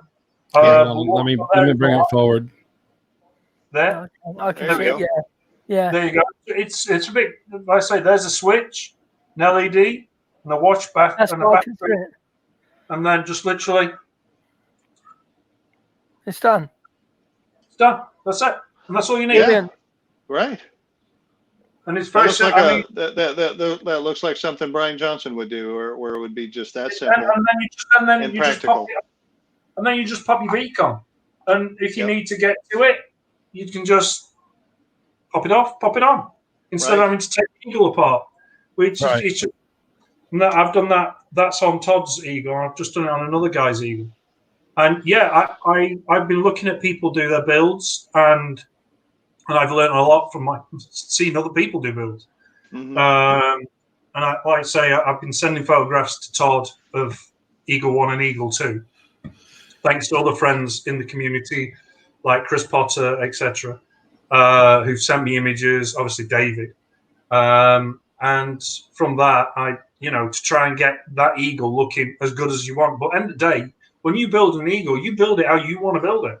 If you want to build it, you want to weather it down really dirty, so what? It's your Eagle. You do what you want with it. I build. That's what I was saying about the flexibility of these kits, right? Yeah. So, the upcoming. They're not too hard at all to build, which is good. Yeah. You when you look at it, from an eagle, you look at it, you go, my word, that looks intricate. But actually, how round two have made the model, hands out, they've done a brilliant job, and I look forward to future pieces from them. Really do. So do I. Let me tell you, with the two kits coming out, there's one that I think we're all speculating, but yeah, with at least the Comlock stun gun. Todd, I think isn't there another decal sheet coming out or something like that? I think that might be in the works. No, they're all mine. Nobody's having any of them decal sheets. They're all mine. That's it. Give me a big box. And then who knows? I mean, as you were asking earlier, I would think that the next big thing, who knows? Brian the Brains, the Swift would be a really good seller, I would think. At least at the 1/72nd scale. 148, I think it's pushing it a little bit too much, especially for the cost of the tooling. But that's their business, not mine. Well, but I would be happy. I would be happy with the 1/72nd.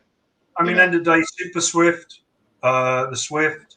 So you got to understand. You got to understand what would be generating the numbers, right? Would would 10,000 or 5,000, 10,000 units sell a Super Swift?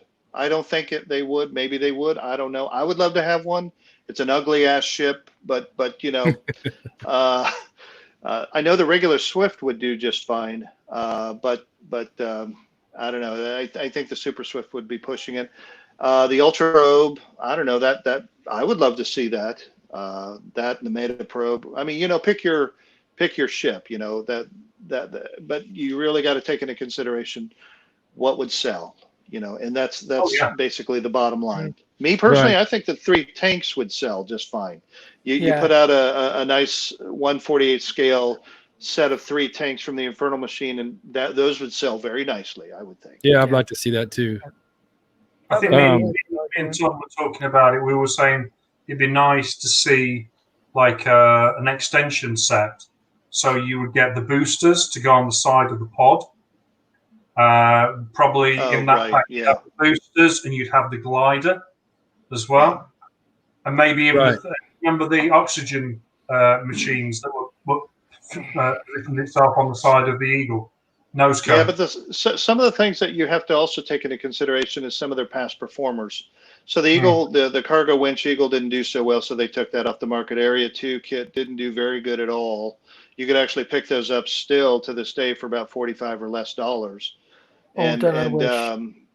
The canister kit. So everything from that breakaway trio really didn't do very good. So they discontinued all 3 of them, right? So, I mean, I know the cargo winch Eagle is probably going for a lot of money because now it's sought after. I got one of them. Yeah. Well, I mean, I think they're going, you could probably do pretty good selling that, especially over there in the UK. But the bottom line though is that there's strength in numbers. So you got to figure out, okay, so what would they be inclined to sell? What would be popular? And I would love to have everything. I would love to have side-on kits. I would love to have the other ships from Dorzak or just pick your year 2 alien ship. I would love to have them all, but or even that big battle cruiser from War Games. That'd be kind of cool. I was also seen in this Alpha Child. But would something like that sell? And it actually looks like a toilet plunger thingy, right? So I don't know if that would sell too well. I'm just going off topic. I know something that would sell very well, but round 2 have not done it, and I can't understand why I have not made it, which is the Orville. I don't know who owns the license for that. If there is something being pursued into that, because now we're trying to get into the 3rd year of showing off the episodes and stuff. Yeah, I would agree. They probably should make some sort of an Orville starship, or at least some sort of a lineup of that. Yeah, licensing is a big deal.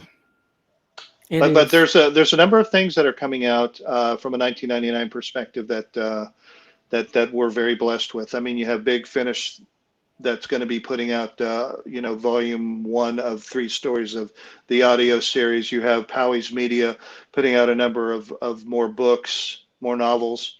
I think there's still one to be released here very shortly. You have what else? You have eagle moss, I think, trying to produce an eagle Moss. or a Yes, number that's of right, eagles. That's right. Yeah. So Yeah, there's a lot of stuff.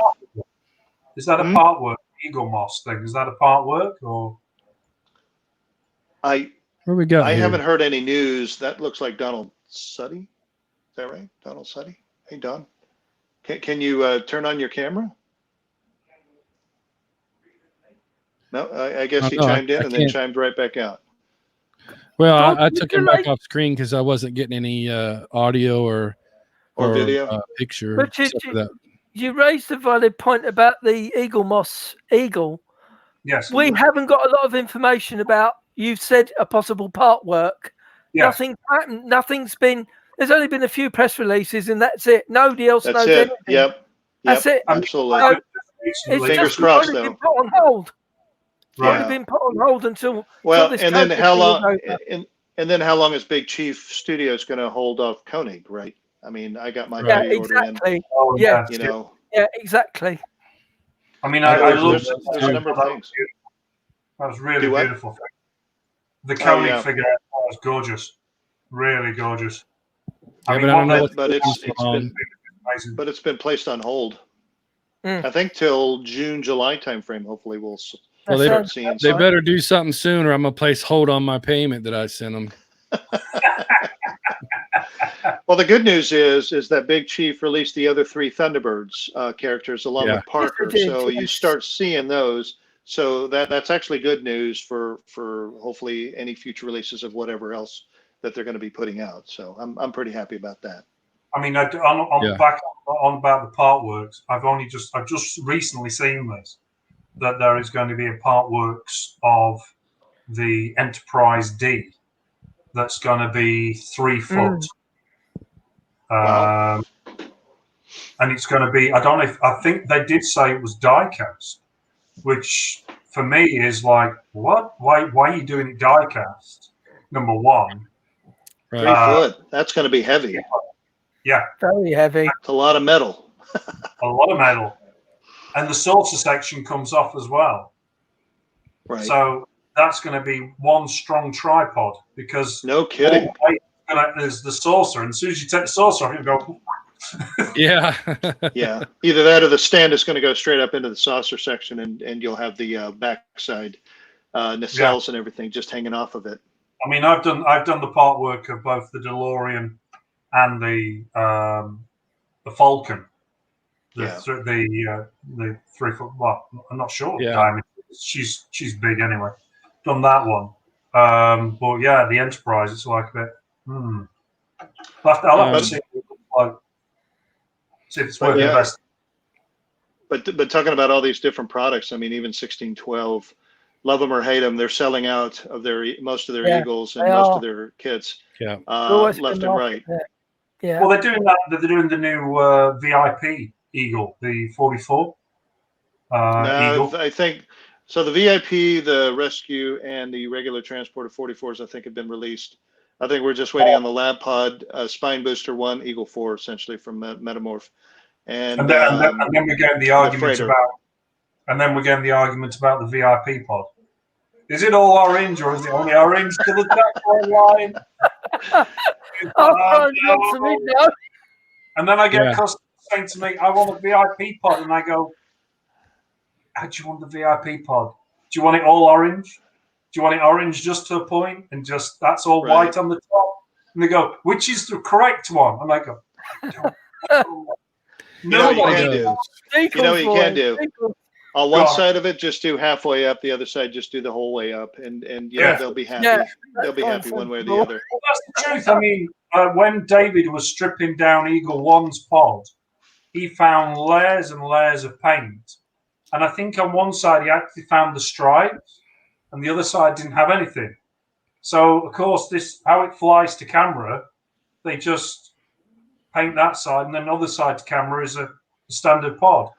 And then obviously probably flip the image or whatever like that. So it was like I've heard those stories to where one side was just the standard transport and the other side was the Rescue Eagle. I mean, that's what you get for only having one shooting model at the time, right? So you got to, he was trying to be as I don't creative know, as possible. Okay? yeah, practical, crafty as well as he could be. I got a little ticker going across the bottom here. I just wanted to tell everybody that if you go to fabgearusa.com, that you can pick anything from that store and receive 10% if you use my name as your discount code. So 10% if you use Todd. A lot of people are new to the group, and this is a good way of getting this word out. So just thought I'd throw that in there. Yeah, Fab Gear's pretty good company to deal with. He's I've dealt always with them. Oh, they're lovely. yeah. Well, So and it's they're gotta the be only right. one. They're the only ones in the U.S. that actually stock the 1612 items also, and you can pre-order through them. Yeah, they're kind of a trading partner with 1612, to where there are some times where they actually get inventory before the 1612 folks in England get theirs.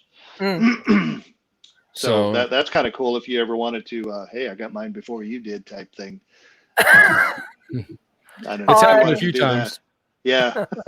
I should say that many years ago I used to be a toy wholesaler, so I know all about delays and things like that in shipping. And I remember when the USS Enterprise D first came out from Ertl, when it was first released, I bought hundreds of boxes of them, and I just sold out of them in literally 3 weeks. It was frightening, but they were delayed no end from the toy fair back in '88. So I do understand, but Fab Gear USA are very, very good. I've dealt with them, no faults at all. Right. Yeah.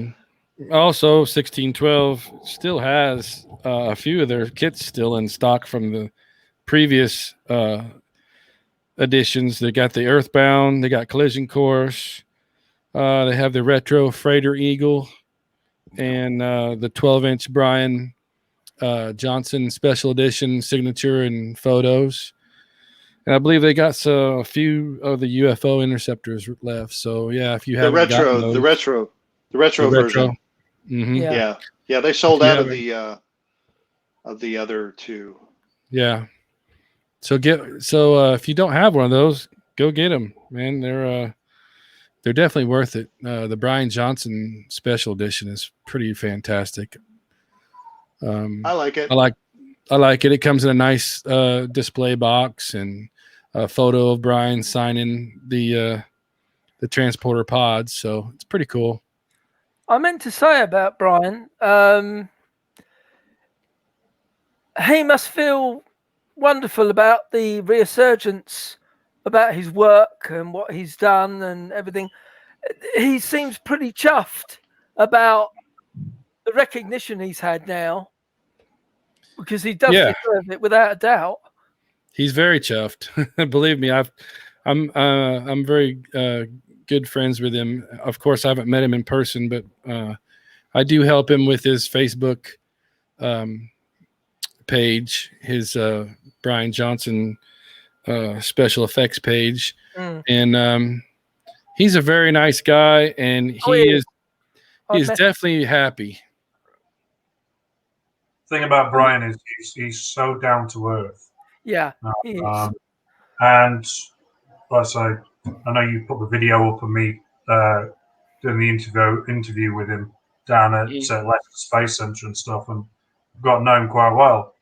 And he's a top bloke. He really is a top bloke. He says it as it is.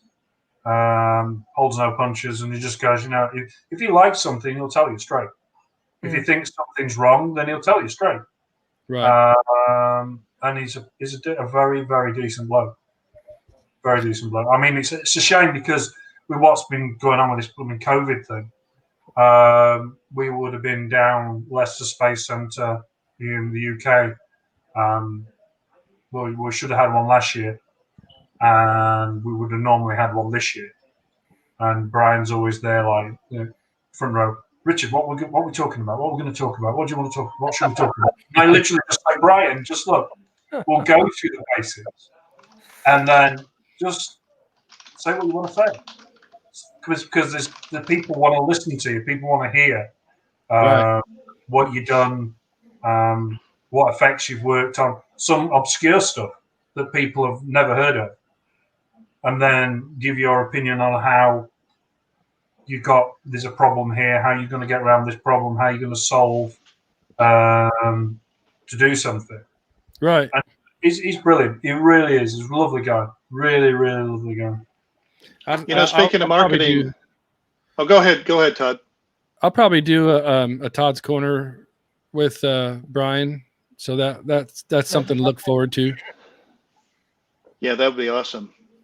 Speaking of marketing, maybe Nick McCarty's works, making a TIE fighter with an eagle beak or something like that.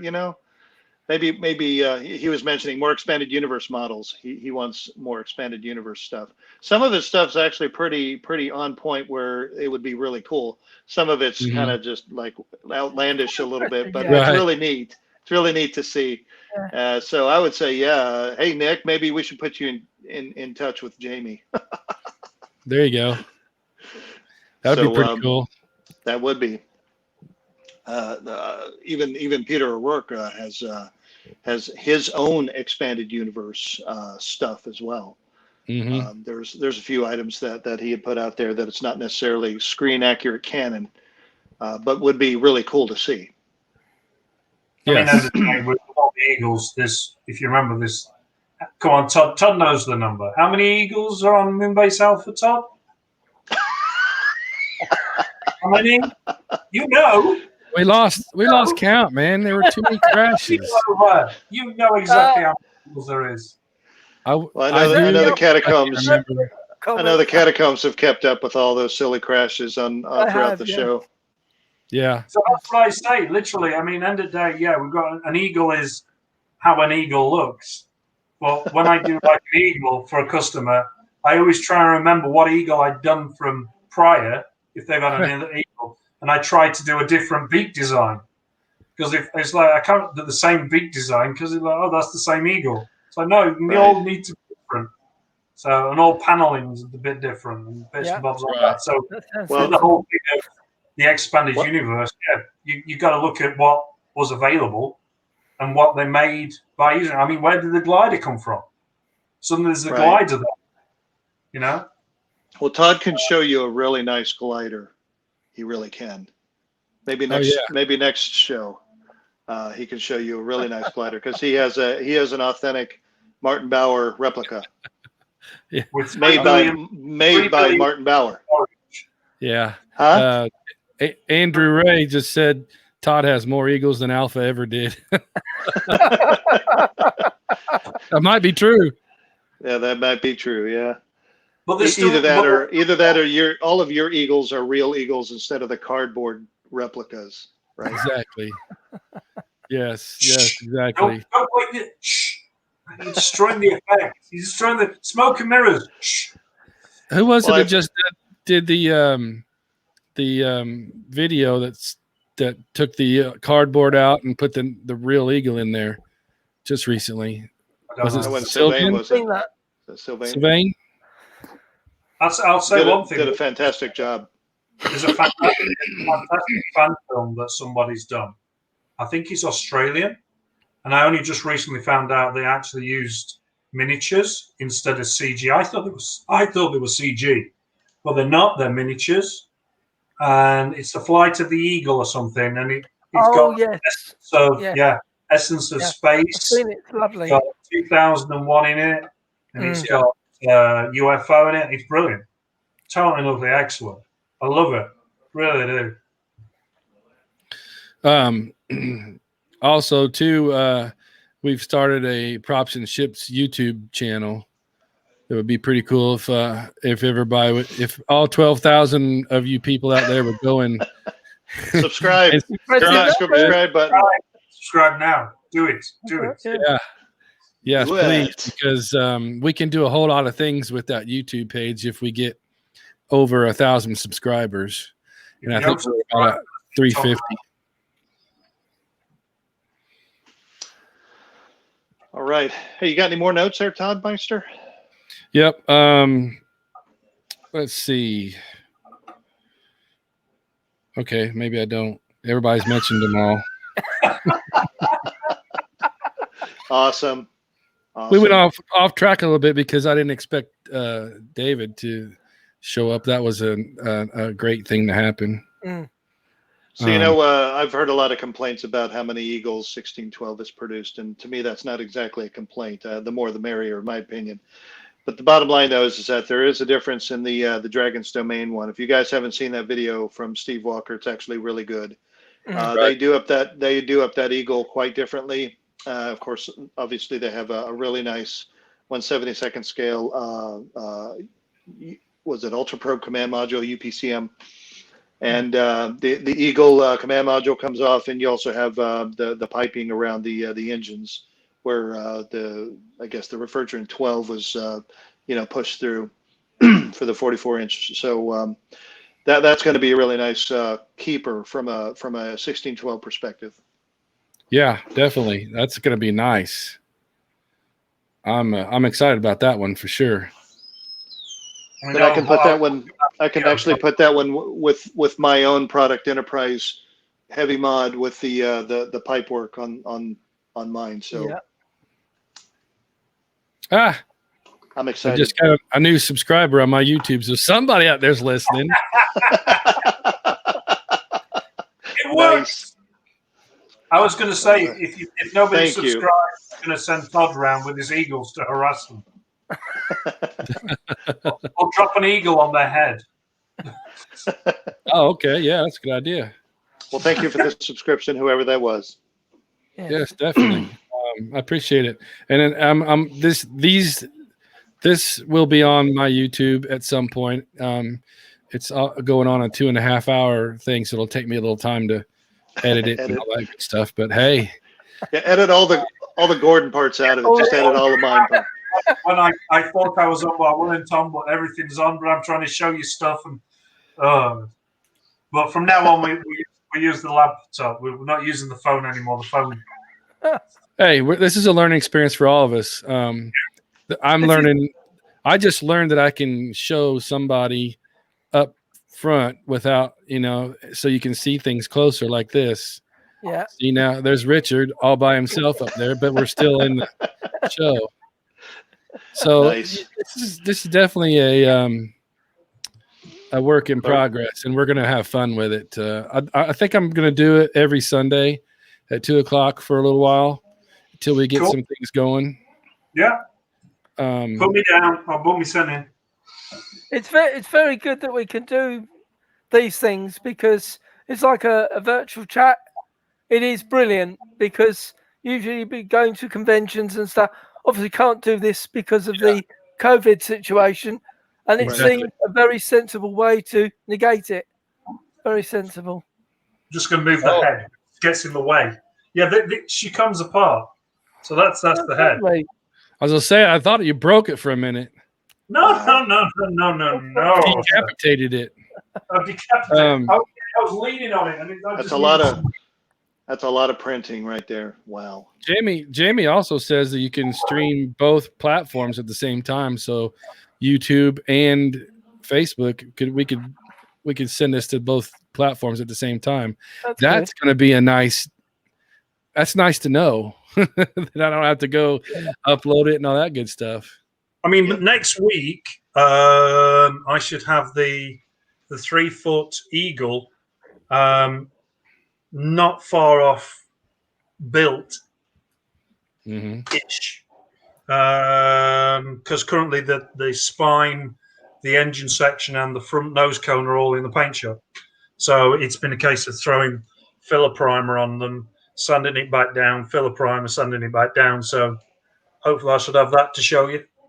That'd be cool. Well, that will be cool. Yeah, I'm going to do this. I'm having fun doing this. I know it's but we've kept over 25 people busy for 2.5 hours. I'm out of here. I'm out of here. All right. You guys are just talking too damn much. We haven't even had any drink yet. Well, I've had a pint of. I haven't had a drink yet. Bitter, so you know. I haven't had a drink yet. Gordon. Woo. This will be mixed next time with some goody stuff. I've just got the tea, me. Yeah. Well, I could bring the Kestrel down as well. I've got the Kestrels of yours, Todd, so I could show that off a bit for you. That is a really cool model build.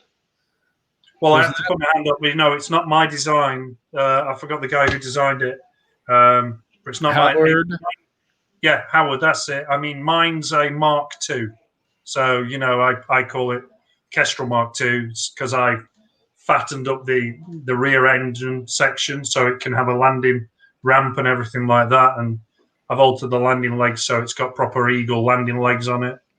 There's little tweaks here, there, and everywhere, but you know, it's just. We'll put that down for next week. And Todd says, "I'm not quite sure about the orange. I'm not sure." I said, "Trust me, Todd. Trust me, it will work." And then he went, "I like it. I like it." I mean, good. I'm glad. Honestly, VIP Kestrel. Yeah, honestly, I thought when he said stripes, he's going to put some stripes on. I thought it was going to be like the rescue Kestrel. No. I mean, what would you call? I mean, what would you call the Kestrel? Would it be? Would you call it a deep Probably deep surveillance ship that would go? That looks like a party ship, to be honest with you, because you could fit more people in there, and you could get you a disco ball, and you could actually fly around space and have a good old time. Most definitely. Yeah. That's what I'm thinking. It should be a VIP limo ship or something. Yeah, with Tony and Maya flying it. There you go. Because you don't want Alan or Koenig to fly it. It's not called the Kestrel anymore. We'll call it the Love Boat. The Love Ship. Goodness. I didn't start this. Gordon started this. I didn't start this. Yeah. Sorry, my bad. But so yeah, this has been pretty cool. We've had a lot of interesting things. I haven't gotten to the questions as much as I wanted to, but you know, like Nick McCarty just said, is there going to be any deleted scenes or hidden Easter eggs? So there's an idea. Deleted scenes, yeah. Gordon, all the Gordon shots. Yeah, but yeah, that's pretty cool. I enjoy this and getting everybody together and having a good time. We're still getting people joining. So yeah. Go ahead. Yeah, I'm just rambling. Just rambling. Did you join my YouTube yet? I did join your YouTube. Okay. I joined just. Oh, just. He's the one. He's the one who's just subscribed. I have joined. I joined a bit back. Well, what the thing is, Todd? What do you want to do with these things? Because you were saying to me that because you classed me as an experienced model maker. Whatever. That's what that means. Well, you know, from some of the works that I've seen over at Wonderfest that Todd had lugged over, and they were lugged because they're pretty big. The Area 2 diorama that you had created, boy, what an amazing work. I'm doing another day. All I can say is it's an aeroplane. I picked the wrong day to sniff glue. Right. And then the Eagle build that he has. I think, Todd, you have one of his Eagle builds, right? No, not an Eagle. No, I haven't got one of my Eagles. This first one. So you have the Area 2, and what else do you have of his? And he's got the command module from Ultra Pro. That's okay. Yeah. And both amazing. The tower, the radar tower. Yes, but that was built. That's yours. Done by Daryl. Daryl made all the pieces, and I just finished it all off. So I give credit. Wow, that is awesome. I really like that. The Alpha Child radar tower. That's really neat. Yeah.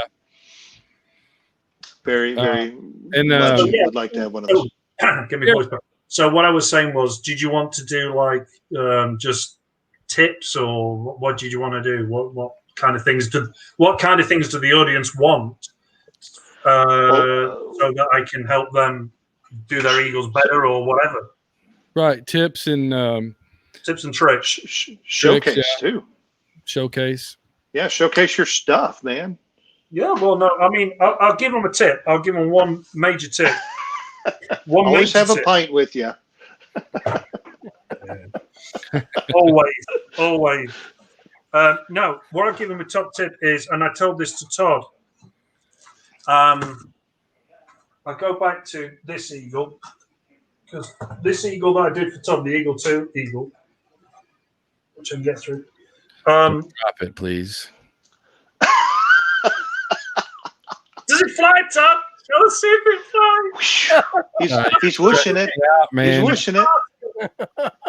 You haven't paid for this yet, have you, Todd? What? You haven't paid for it yet, Todd, have you? Yeah. No. Well, yeah, there is that, isn't there? No, right. Back. Right. With the paneling, I don't know if you can see it. I don't know how bleached this is out. I mean, let's pull that right. Don't mind. Todd, why don't you make your screen bigger? Okay, hold on. Yeah. I gotta remember this is a learning experience, guys. There you go. Okay, there you go. Okay.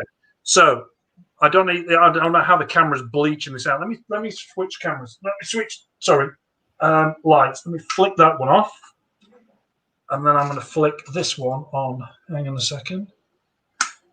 Does that help? No, it still bleaches it out heavily.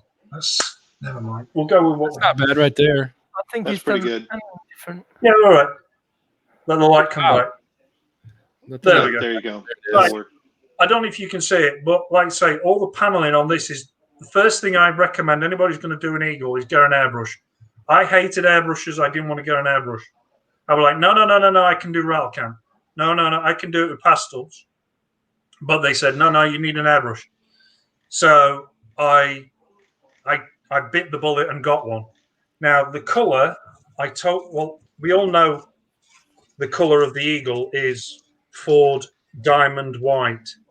But there's a colour I use for paneling for the eagle, which is just a very subtle grey, it's a Valero. I don't know where's the camera? There we go. Right there you go. Yeah. Valero Air. And the code is, if you've got a pen, which is 71.276 United States Air Force light grey.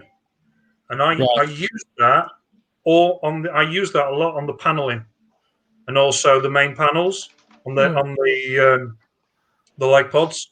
And I find that it's so subtle, it just lifts it, and then you can do another panel over the top.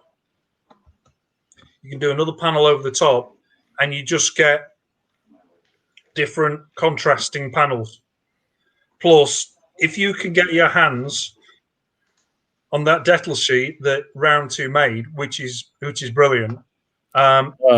Jamie. Yeah, you can put the little panel over just little areas. I mean, I don't know if you can see it. Actually, what I'll do is I'll get the other eagle so you can. That one's more done that way. Hang on. I've got to be more careful with this one because this one's paid for. Sorry, Todd. What the hell's that? What are you trying to say? I'm saying nothing at all. Nothing at all. But these panels, it's all that is all the decals. There you go. You can see it in the shadow. And they just look. They're just brilliant. I cannot thank Round 2 enough for doing this decal sheet. It's just brilliant. It really is totally excellent. I mean, this pod was airbrushed, but then I had just a decal, just a little square decal on the door, just little, and it just makes everything pop. It makes it pop. Yeah, and then obviously I don't know how many people do this, but I know some people have noticed this, and I've told people to do it. Do all the panel lines. Put all the panel lines. Oh yeah, I Like, know. Oh, yes, They yeah. do look really good. They Yeah. do. So just end of day, this is a copy of the 44. So if you're copying the 44, let's put the panel lines on the 44. It's panel lines, so let's do it on the 22. Right. So So there you go, Jamie Hood. We need more paneling, weathering decals. decals. Those decals are brilliant. But the thing I found about them as well, Decors. decals. The thing I found about it Instead of pronouncing it decal, he pronounces it decals. is decals. Yeah. It's like you call Oh, okay. I see what Yeah. you're doing there. Decals. Like Yeah. aluminium. potatoes, potato. Aluminium. Yeah, aluminium and aluminum. Yeah. And they even Decals. spell it different. Decals. Not that I'm complaining, because I'm not. But no, I really do like those decals, because when you can put them over different. Say, for instance, I'm doing some paneling. Say, for instance, I'm doing an orange. Okay, I can put that decal over the orange, and I just get a different shade of orange. How they've been made. They're just perfect for just going on the other stuff, and you can bring colors up and down, especially on the Eagles, and it makes them just pop. It's really good. So please make more decals. There Right, we so go. I Straight believe from the that horse's mouth. there's Please. another sheet in the works, but I from what I understand, I thought it was supposed to be a little bit different than the prior two. Remember, the first one was from the Brian Johnson special edition sheet. Yes. You get the signature card and a poster, and then the second one was the decal sheet from by itself. I think it was sold by itself. It even had a reference poster on the back side of it, which was nice. Right. So I would love. I think most of us would love to see some more of that. Matter of fact, some of the stuff that's been discontinued is highly sought after, like the first RCS thruster, those 4-way directional thruster aluminum sets. Since they have been discontinued, those are now highly sought after because of the new Lab Pod Eagle 2s that have been released. I think they still put out the bigger thruster sets, but the RCS is. I can work that out because you can. This is, I don't know what thinking is this behind this, but it's like when you got the Eagle One, you get a metal set which has got all the engine bells. It's got all the leg not thrusters, all the legs. So they're all in aluminium. But the thing I couldn't work, and then obviously all the engine bells to go underneath the Eagle, and also underneath the passenger pod. I couldn't understand for life of me why they brought out another pack that's got the little thrusters, and I was like, well, wouldn't it be just best to just put it all into one packet? Yeah, It's because of this. It's because of this. Yeah. Right. But then, and look at it this way. They also probably forethought, maybe these RCSs might not sell so well, and it costs even more money to make them, or whatever the reasoning is. Now they can drop that. They don't have to change anything from the thruster package or the contents of that package, and still sell those for the rest of the any other Eagle. I think, Right. well, like I say, these obviously the thrusters that are on the lab pod, which are mic readers. Yes. I couldn't understand when you got the Eagle 2 pack. I couldn't. Yeah, you've got the engines for the section on the top. Booster. Yeah, the spine booster. Yeah. Mm-hmm. The spine booster on the top. You hadn't got the actual little thrusters that goes on the other piece. I couldn't. It's like, so I've got aluminium here. I've got aluminium there. I've got aluminium on everyone, but there I ain't got aluminium. Yeah, and the original packs also go really well with the. I meant to say that they go well with the pre-builds, right?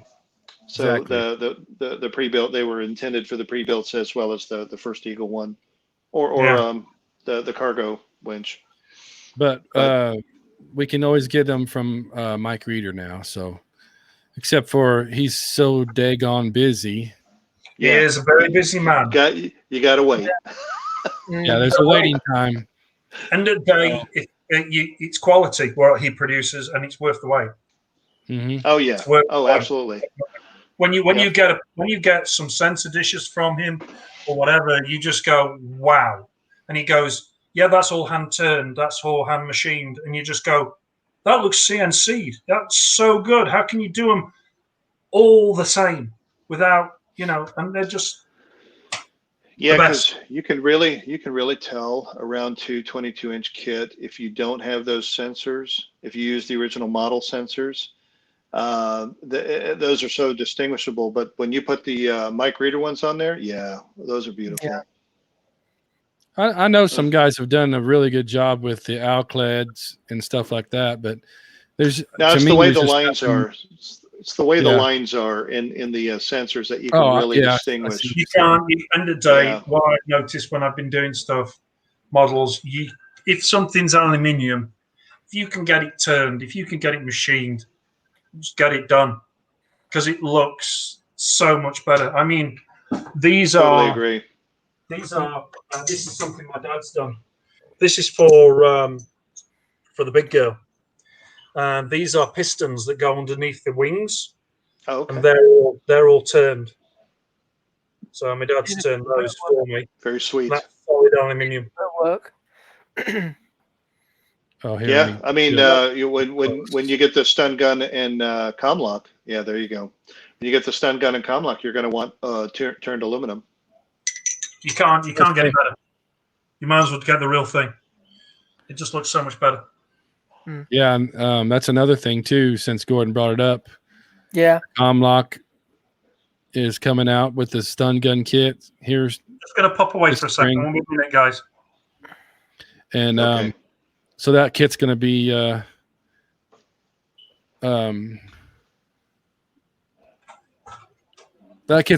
released soon, and it's Gordon and I have both seen it up front. It's very nice. Oh, we've got to hold the prototypes. It was pretty sweet. Right. But yeah, for that type of kit, I would say that you would get Mike Reed or somebody to produce hand turn aluminum, like let's say for this one built by Roland. It just makes all the difference in the world. Right. It really does. Even to get you an aluminum belt clip, it's just mind-boggling. It's amazing. Absolutely. I meant to say something quite important. When I was getting into fandom a long, long time ago, the Moonbase Alpha Technical Notebook brought all the props to my attention, and it was fantastic. But to see these things actually come out as items now is really remarkable. Very, very well done. Very well done. So both Todd and I are really good friends with Dave Hirsch, who actually produced the David, I produced know, it. yeah. And we actually were honored by his presence at both the last two conventions. Really, really good guy. It was such a shame that the expansion sets were never incorporated into the notebook. But there was a guy named Keith Young that actually did a very good job on a number of those expansion sets. Yes. But yeah, if you ever have the opportunity to, I don't know, get a hold of those or whatever, I would definitely recommend it because it's very well made. Yeah, which Yeah. is brilliant. But the thing is, with the round 2 release of the Comlock and stun gun, what you were saying about the battery packs and the lighting effects that people can add for themselves is a great step forward because it's making a more practical replica. Right. And Agreed. It's really going to take the market by storm as far as the fan community are concerned, especially with cosplay, which is now the biggest thing now ever. Seems to be, yeah. When I attended Fanderson '84, I had an elfin costume, but I only had a red and blue sun gun there, and it just a piece of plastic, But it's going to be lovely to see those kits come through. Yep. With Hey, if you got round any old two- photographs, if you got any old photographs of your Fanderson 84, I'd be happy to post anything 1999 related. That'd Oh, be I will awesome. be. I'll be doing that because I'm friends with Catherine Snell on Facebook, Okay, and good. I was sharing some bits and pieces of Ed Bishop's work in UFO. I was quite fortunate because I don't know whether people know this or not, but my father used to go to school with George Sewell, his co-star in UFO, and what happened was I got to meet George and Ed well before proper fandom got started, and I was looking at bits and pieces, and this is how I met Jerry and Sylvia at the start, Nice. and I got some good feedback, and it would have been, you know, Ed and George were very good friends, and then I got all three of them all together with Michael Billington, and we all sat in a hotel foyer and had a drink. But Chuck Sewell, as he used to be known, knew my family quite well, and we used to have a laugh about UFO fandom and stuff like that. And he was the thing that Ed really used to like was the fact that he was really appreciative of his audience as an actor. He loved everything he did. George was the same. Michael was the same. And basically, they were really, really pleased that the show had a big following, just like Space. I mean, Todd, you obviously know Nick Tate from the show, and he's a brilliant actor, a brilliant voice artist, and I'm so pleased that Nick has moved on with his voice artist work, and he's He done hasn't so done too well. I'm bad. very pleased. Very, very Yeah, pleased. Very he pleased. hasn't done with it. too bad. It's great. Yeah. Yeah. Nick and I are really good friends. He's a really nice guy. Mhm. And it's amazing what he can do with his That is a voice. story. That is a storytelling guy. Yeah, he is. He loves, like his wife says, he loves to talk about his favorite subject, himself. Love the guy. I could listen to his stories over and over again. I don't even care if I've heard him before because he embellishes them a little bit different every time. So. Adds a little bit. Just adds a little spice. A little bit of seasoning. Just a little bit of seasoning over it. Pretty much. Lots of Old Bay. That's for sure. Mm-hmm. I've heard this story before. Oh no, you haven't. No, you Oh, haven't. No, I left something out last time. A little bit of sauce, a little bit of seasoning. Mm-hmm. Yep. Yeah, he's doing very well. He just had shoulder surgery, and he's getting along very well. Good. I mean, He's it is a shame that we could not do the big meetup last year. I don't know if it was last year or this year. There was the plans to do the big Space 1999 meetup where we have, let's say, likes of yourselves coming over to the UK, right. all the originals and get everything there. It's a shame that that can't happen. Hopefully soon, but you know. Well, yeah, I think they're still doing that. I think it's going to be in the UK in 2022, and I'll keep everybody updated to that. So we should probably wrap this up for today. Okay. Yeah, sure. I just wanted to tell all you guys thanks for Gordon and Joe. It was really nice to see you, Joe. This is the first time we've talked, so this is pretty cool. Good. Lovely to see you all. And then there's Richard. Yep. I get to see him quite a bit. We talk back and forth quite a bit. But as far as the fans out there and our props and ships members, you guys rock. I think definitely we've had a really good turnout. we're still almost 20 people or more. I'm logged in 18 times. I'm just kidding.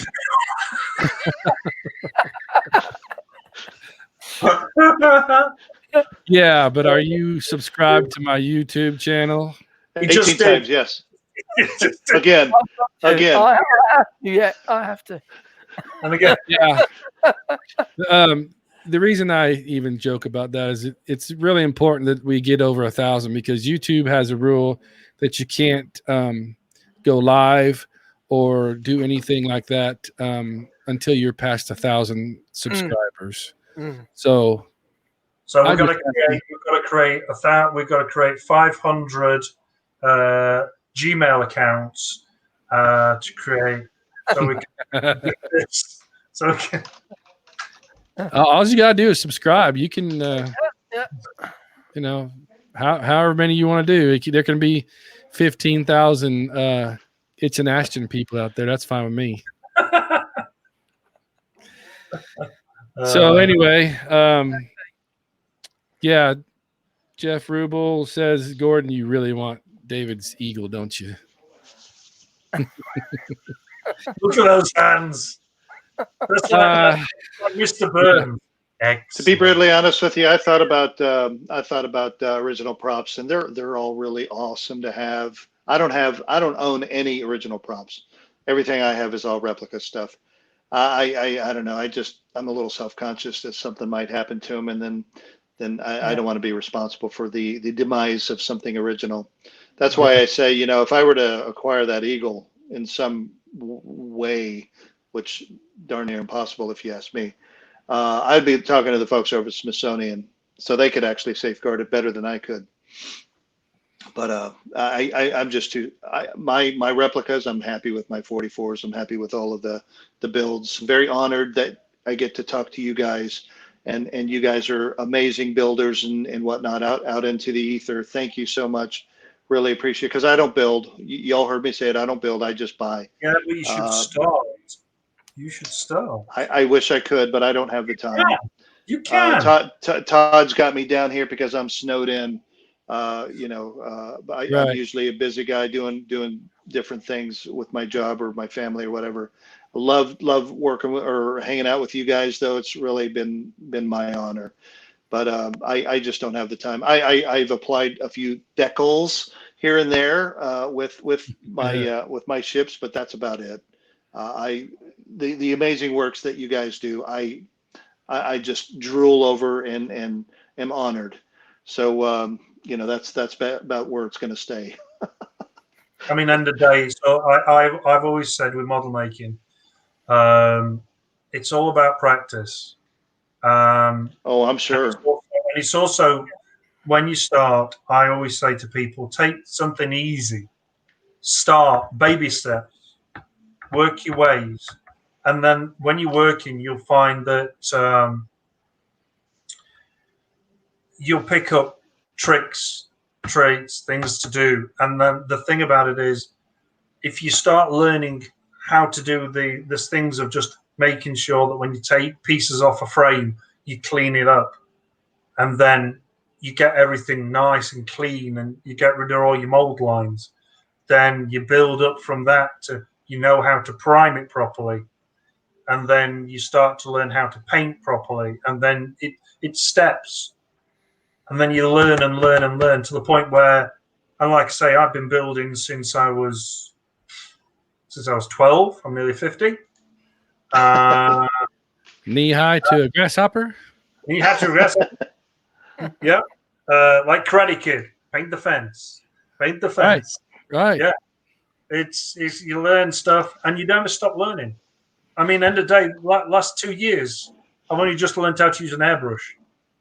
I just taught myself. Just got out the airbrush and bought it. And it's really weird. We're really weird about those airbrushes. But I would never touch an airbrush. I never touch an airbrush because I thought it was so much complicated. You have to mix down your paint. You have to thin it. And it's money. Yeah, it costs a lot of money. And I was like, but then I found that I could get a compressor for about 130 quid. And then an airbrush for about 120. So it's it's a lot of money still, Oh yeah, but you get the amazing Get results. Oh yeah, I mean, I've seen people who've got airbrushes that are like 300 pounds. Mine aren't that much. Mine aren't up to that price. Yeah, But but I- my problem is that I would get that airbrush. I would spend $1,000 on the whole ensemble, and then use it once, and then never get to it again. That's why I'm saying when you start, you don't pick an airbrush up. You forget about the airbrush. You learn baby steps. I mean, I did so many models when I was doing weathering and models and stuff like that. I used to use pastels, like they used to use in the original show, Jerry Anderson shows, Thunderbirds, etc. Fabulous Sci-fi. Use pastels, so I learned how to work pastels and then move onwards. But you know, it's time, it's patience. And I know if Todd lived next door, he'd be coming around. Rich, how do you do this? How do you start this? Yeah. Yeah, he would definitely be bugging you about every day. And then But I went Todd actually gets into it. Yeah, Todd actually gets into it, though I don't. I can't. Yeah. Yeah. Not as good as you, though. Hey, it's more It's than a practice. Ashton. It's practice. It's practice. That's all it is. I do it for a living, so I have to. It's a Morton. It's got to. I think what I've learned is reputation is very hard to come by, but it can be destroyed in seconds. Yes, So everything that leaves the workshop, if I'm not happy with it, you're not having it. Because if I'm not happy to display that model in my living room with all my models, the living room is full of models. In fact, it's full of models more than it usually is because of COVID-19. Right. Nobody can come and collect. Right. But I've got to carry on working, so I've got to carry on building. So then it's going to a stage where I'm like, where's that going? Where's that going? Mm-hmm. I mean, currently upstairs, I've got 1, 2, 3. I've got 5 Eagles built, finished. But the customers have paid for them, but they can't collect them. There's nothing I can do about it. Right. No, I understand. Hopefully this thing will be over here soon. And I think everybody's getting tired of it. Yeah, I want it just to blow over, and then we can move forward, and then people can come up. They can collect their pieces. I mean, I've got a good rep power with my customers, and they're brilliant. And I'm very grateful for every order that I receive. It's great. It's amazing. Me to be doing my dream, and them to receiving something that they've always wanted since they were a kid. So, you know. But like I've got friends that are local, and they've said, I want to come down to your house. I want you to show me how to do this. I want you to show me how to do that. How much you charge me? How much would you charge me? How much I charge you? I charge you nothing. Because end of the day, a pint. What I do is a dying art in my eyes. Pint. It's a dying art. A pint. And if I can't pass my skills on to somebody else, yeah, right. Die with me, and I don't want that. You're right. I charge him a pint. Yeah, I'll give you a pint. Maybe 2. Okay. All right, guys. Let's After cut 2, I won't be able to think straight. Just one. After 2, the line will be going like this. Yeah, bad. I'm painting eyes on this.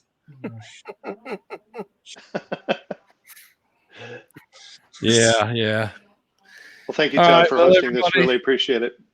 Yes. We're going to do it again every Sunday, so feel free to join in. Thank you for being interested. It'd be great. My evening. Thank you very much. You have a wonderful evening, guys. Great chatting with you guys. Thank you very much. All right. Yes, sir. Have a good one. See you later. Well, that was okay, fun. everybody. This is me rolling off. Catch y'all later on next Sunday at 2:00. That's Eastern Standard Time. See y'all.